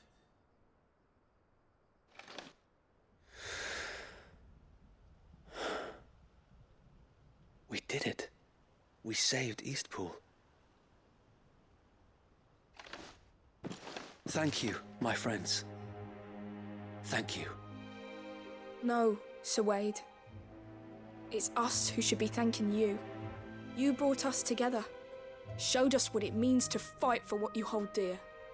We never had nothing to call our own before. We didn't know what it meant to protect it, but now we do. We really do. Forgive us, Sir Wade. You and your people saved us, and still we doubted you. But there's no doubt in my mind anymore. We're free men now, so we have to start acting like it. We have to fight to protect what's ours, to protect Eastpool. And we shall. We all shall. Together. This is our home. And if anyone or anything tries to take it away, they'll have us to answer to. Come on then. Let's get to work. This village isn't gonna rebuild itself.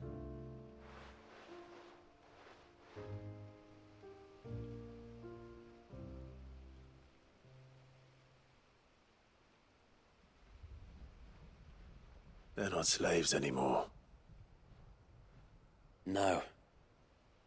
They're Rosarians. Your father took pity on the bearer's plight, and I believe if he were still with us today, this is what he would have wanted. I believe you might be right.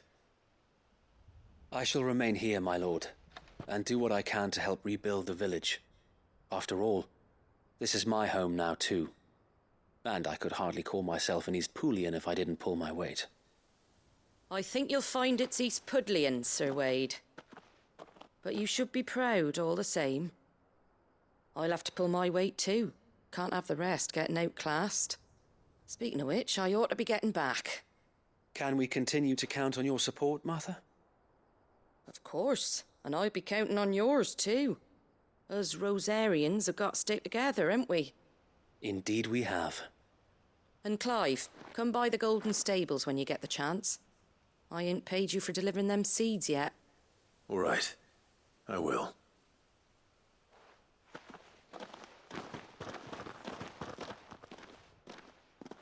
Lord Rossfield, do you remember our very first mission together? Clearing the goblins from the Stillwind marshes? How could I forget?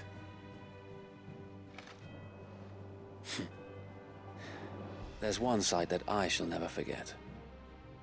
You, facing off against that giant Morble.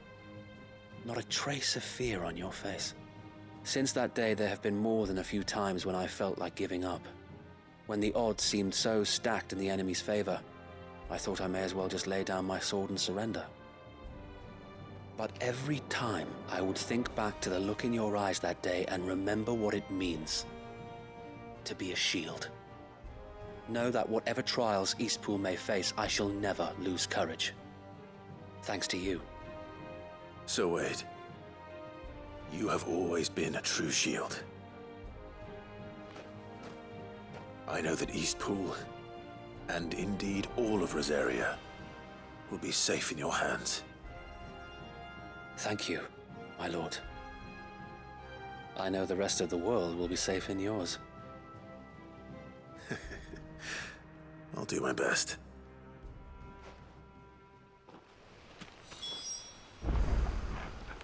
Thank you again for all you have done for me and mine, my lord. You may rest assured that Eastpool will be safe in my hands. Thanks to you.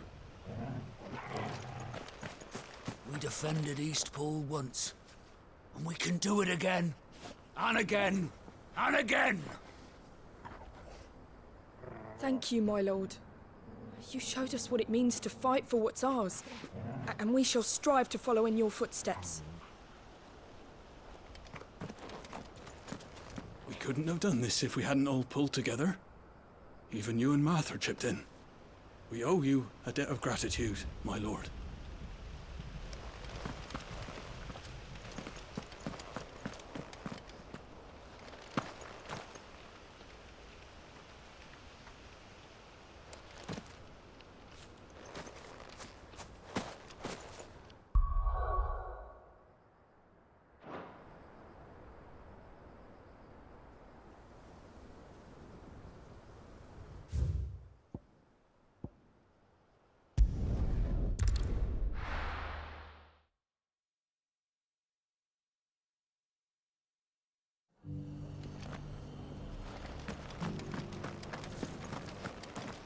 Guardians of the Flame were true friends to the rest. They fought our enemies, manned our barricades, joined us on our patrols. Now they're gone, I suppose it's back to double shifts.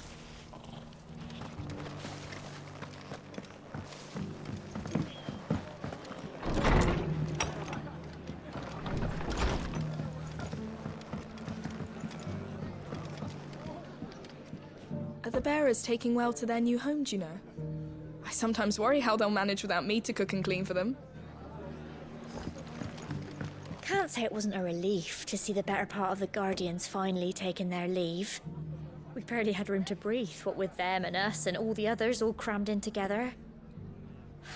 They were good lads, though. I'll miss not having them around. The hero returns. It's lucky you came by when you did, eh? Not only did my seeds get delivered, but you went and saved Eastpool and all. I just did what I could. And it's only right that you get rewarded for it. Take it before I change my mind. Thank you, Martha. So, Eastpool's finally back on its feet again. And a home to free bearers. Who'd have thought we'd see the day, eh? Well, it was your idea. I know that, but I never stopped to think what it would mean. Bearers in charge of themselves, thinking for themselves, working for themselves. Not your hideaway, but not even hidden away. Though I suppose the rest ain't much different nowadays. You know, bearers living free like that reminds me of when I first met Sid. Loath as I am to recall that particular day. I take it you didn't always see eye to eye. What happened? Well, if you really want to know, I started doing what I do long before I met Sid. In fact, that's how I met him. Or at least how he came to meet me. He showed up at the stables one day, asking questions about who'd been buying up bearers. Founder knows what he thought I was doing with them. Running a hunt, poking around in their innards. Something awful anyway. Me, I thought he was a new constable. Thought the game was up. But somehow we both managed to work out what each other was about. And before I knew it, the cheeky arse was rattling on at me about how I was doing it all wrong. After all my hard work. Told me I was giving them relief, but not freedom. But my bearers were still dying as slaves. Got right under my skin, it did.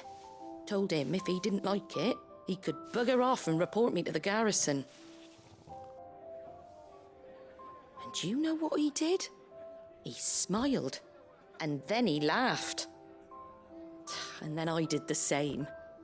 We made a pact that day, that whenever one of us was in need, the other would always be there for him. And you were? Well, we both wanted the same thing. To make life better for bearers. Just like your dad. Do you know I was born right around the time Elwyn became Archduke? Growing up, I saw how he tried to change things. He certainly didn't lack for ambition, that one. Indeed. But the loftier one's ambitions, the harder they are to achieve. Which is why those of us who follow in their footsteps need to finish what people like Sid and my father started. Suppose you're right, aye. And if we don't manage it, there's always them who come after us. Good thing we've got a few half-decent sorts waiting in the wings, eh? It's almost enough to give you a little bit of hope. Just a little. Anyway, enough nattering. Better get back to work. Let's see about making everyone some dinner, shall we? The least the folks who saved Eastpool deserve is a hot meal. And you and me ain't gonna save the world on an empty stomach neither. That sounds like a wonderful idea.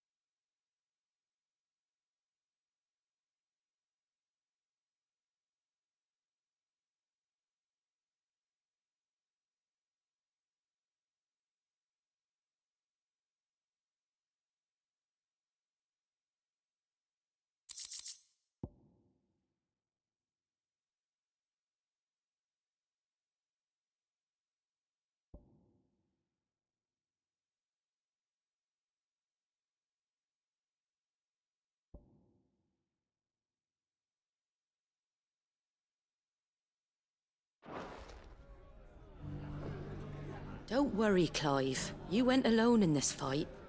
Whenever you find yourself in need, be it of money, men, or a bowl of hot stew, the stable's door is always open.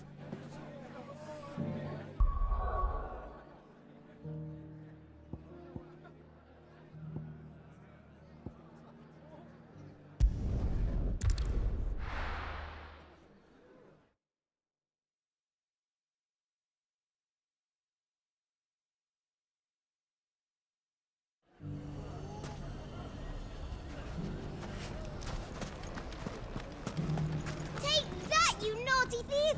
And that! Stop it, Wrens! It's dangerous! Clive! To what do I owe the pleasure? I just wanted to see how the town's been faring since you brought everyone together. Since we brought everyone together, all is absolutely wonderful. Conrad and Natalie's hands remain safely away from each other's throats and firmly at the helm. Our stores are full, and the bandits still too disorganized to raid them. Just as the good Lady Jane and Lord Underhill intended. Are you a lord? Lubor's going to be one too. They're going to make him the Lord of Dalimil, because of how he stopped all the grown-ups from fighting. It's the mayor of Dalimil, dear child, and the vote hasn't taken place just yet. But if the people wish me to lead them, I shall. And my first act will be to build a school so that menaces like you two learn not to interrupt your elders. Speaking of menaces, there may be a rather worrying one just over the horizon. May there indeed. I'm afraid the example Conrad and Natalie set in putting aside their differences and presenting a united front might have caught the bandits' attention. And they might have elected to take a similar approach. They have formed what one could call a League of Outlaws, and they grow more organized by the day. But we'll fight them all off just like last time, no matter how many of them there are. Won't we, Lubor? Of course we will. If we continue to work together, we can overcome any challenge we choose to face.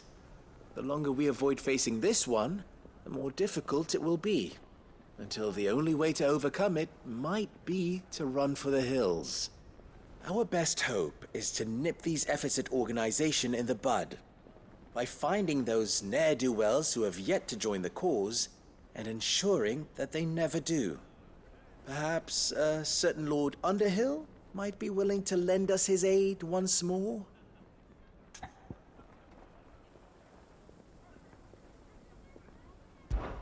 How could I refuse? Thank you, my lord. Victor will fill you in on the particulars. I have him stationed by the Desert Gate, receiving and collating reports from my scouts. Such an amenable soul. He reminds me of you. I'll go and speak with him.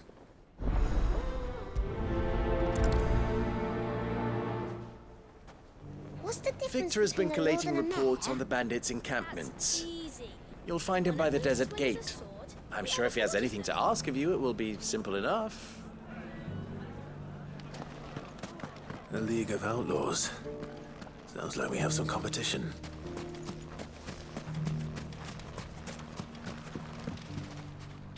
Still in Dalimil, Victor? Ah, Sid. I thought you'd have returned to Cosnis by now. I did. Then I came back. I've developed something of a fondness for the place. And having worked so hard to see it saved from one fate, it would seem remiss to abandon it to another. A sentiment Master Lubor certainly isn't shy about exploiting. Hence my doing his bidding yet again. You're not the only one. What does he want you to do? He asked for my aid in putting down the bandits. And he said that you might be able to help me find them. Then you've come at just the right time. I was on my way to speak with Conrad about how to organize our forces. There are more camps in the vicinity than we can safely strike at once. But we must strike together, and we must strike soon at as many camps as we can. We can't give this league of theirs time to rally its forces. All right. Which camp shall I take? There's one upriver. Just out there, across the dunes. Leave it with me. The camp is in the desert to the north of here. You know what to do.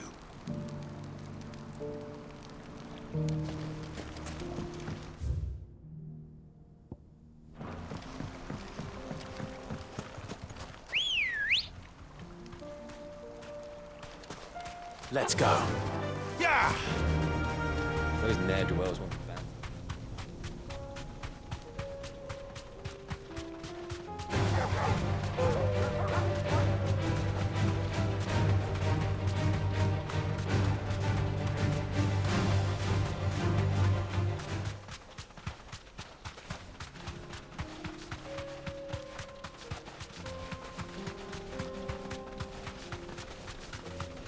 That must be the camp Victor mentioned. Come on then, Torgal. That's him! The one who killed Lot and Fingers! Take his head off!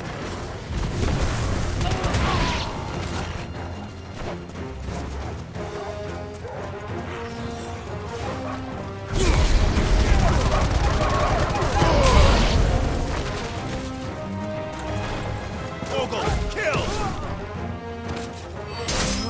You're finished!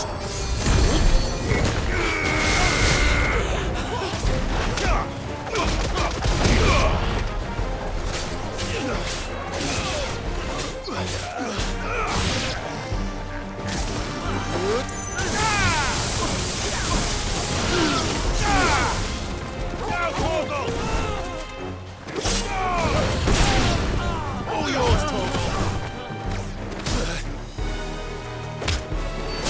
Now, Torgal! Torgal, kill! Now, Torgal!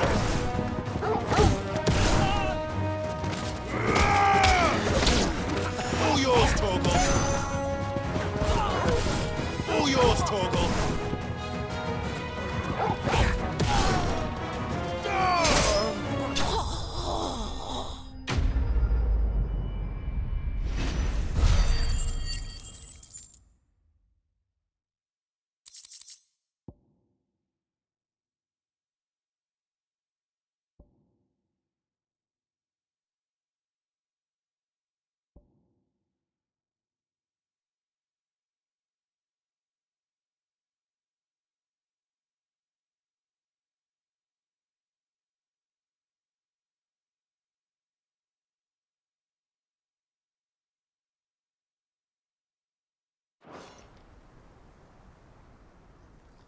I'd better let Victor know.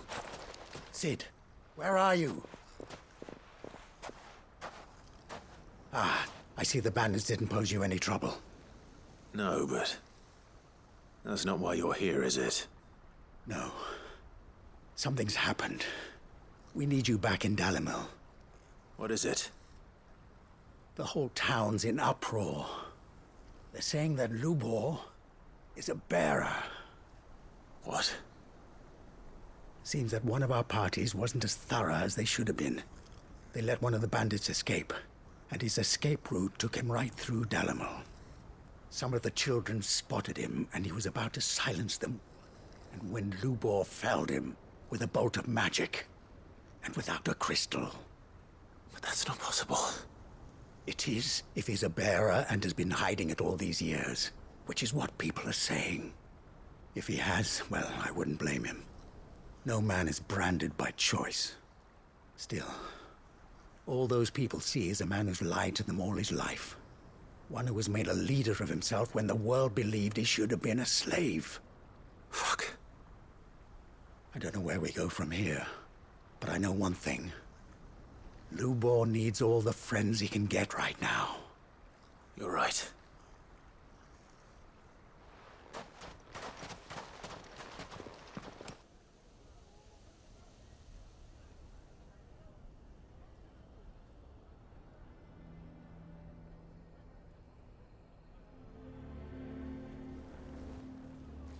And now everyone knows.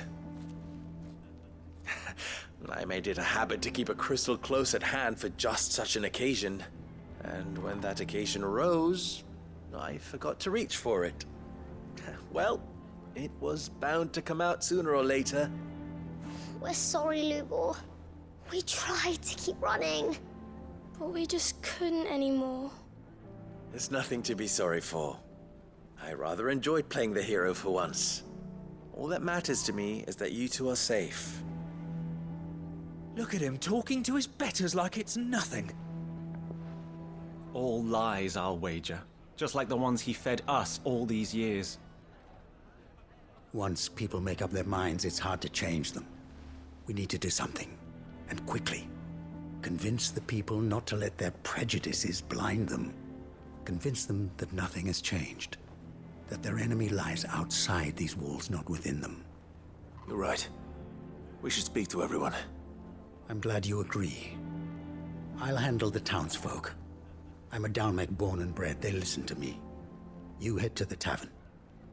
Make Conrad and Natalie remember who Lubor really is. They know that Lubor and I are friends. I might not make for the most impartial of interlocutors. Lord Underhill of Randalar's League of Merchants, however, is a trusted and impartial mediator of note. I'll do what I can.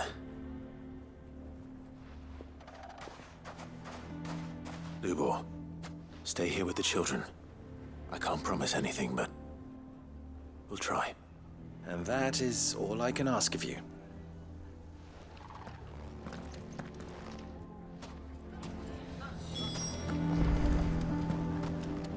Thank you, Clive. I'm sure you have better things to do with your time. I don't care if Lubor's a bearer. He's still Lubor, isn't he? The man with the sword was going to kill us, but then Lubor shot magic at him. It was amazing.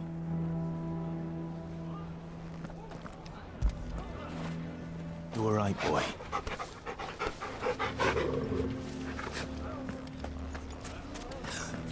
Why are you taking the bearers? Why do they always have to make such a fuss outside? Knew all along that he was playing us for fools.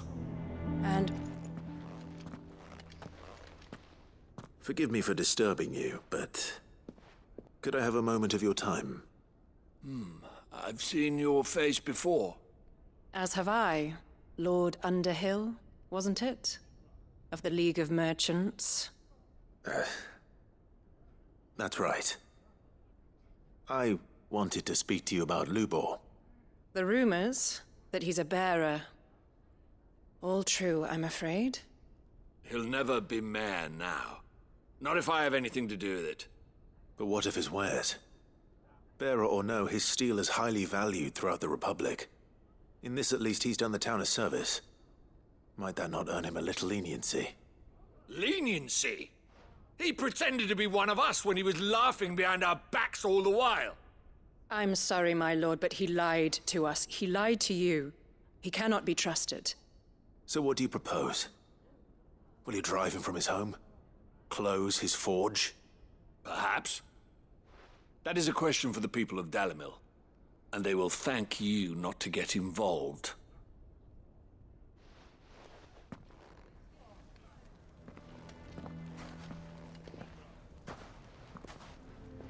The townsfolk have made their minds up. There was nothing I could do. Nor I. Conrad and Natalie refused to consider anything but their own wounded pride. You never know. Once their anger is cooled, they might see things differently. For now, we should report back to Lubor. All right.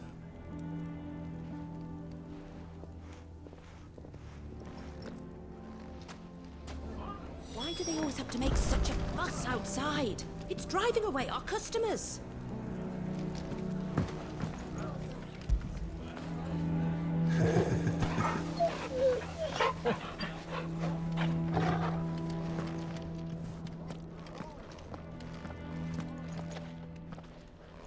You may have your business interests to consider, my lord, but do not think you can sway us with your honeyed words. Lubor has been lying to us from the beginning. How can we trust him?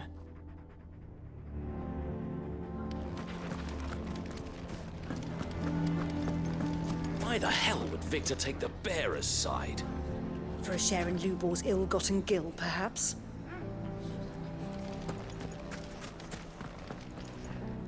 I assume the situation is hopeless?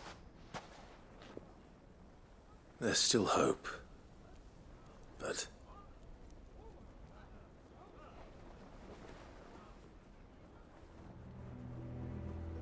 But perhaps not in this lifetime, I think it's fair to say. You mustn't think like that, Lubor. Give them time. They'll come around. We'll talk some sense into them in the end, you'll see. No, you won't. And your efforts would be better spent elsewhere. But Lubor... Rosina would often tell me that steel does not lie, that a blade is a reflection of the smith who forged it. To yourself be true, that was her point. Rather an ironic one when you consider that her life was taken with a blade of her own making. But I do not doubt that she was always true to herself and what she believed in, right to the end. And so must I be. I must do what I know to be right, no matter what others might think of me. And now, I know what that is. I must embrace my new role of villain so that the people of Dalimil have something to unite against. For only united can they hope to stand against the threat that awaits them. I'll need to make a suitably dramatic exit, of course. Don't go, Lubor. You're the only one who was ever kind to us. We'll be all alone. Again. Trust me, little ones, it is for the best that I go. Not only for the town, but for you, too. How could it possibly be for the best? These children need you. The least you can do is give the townspeople a chance to change their minds. They would not take it, Victor. It's over. Over, you say? And so just like that, you're going to throw this town and these children to the wolves? I thought you were better than this. But it seems you had me fooled as well. Victor. Forget it. Do what you will. You sure you're making the right choice, Lubor? Of those available to me, I believe it's the best one. Yes. Ah, but where are my manners? Here. Your reward for clearing out that bandit camp. Right then. I have packing to do. If there's anything I can do. Anything. I'll bear it in mind. Thank you.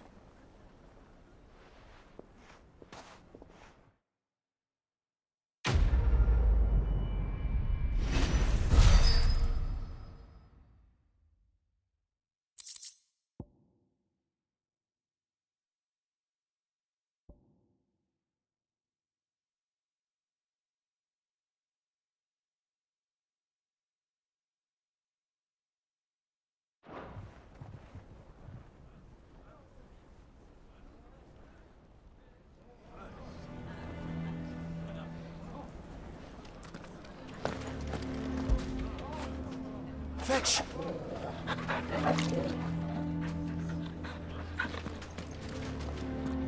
Why is everyone being mean to Lubor? He didn't do anything wrong. I'm going to go with him. If you're going to try and convince me to stay, save your breath. I will not put those children at risk.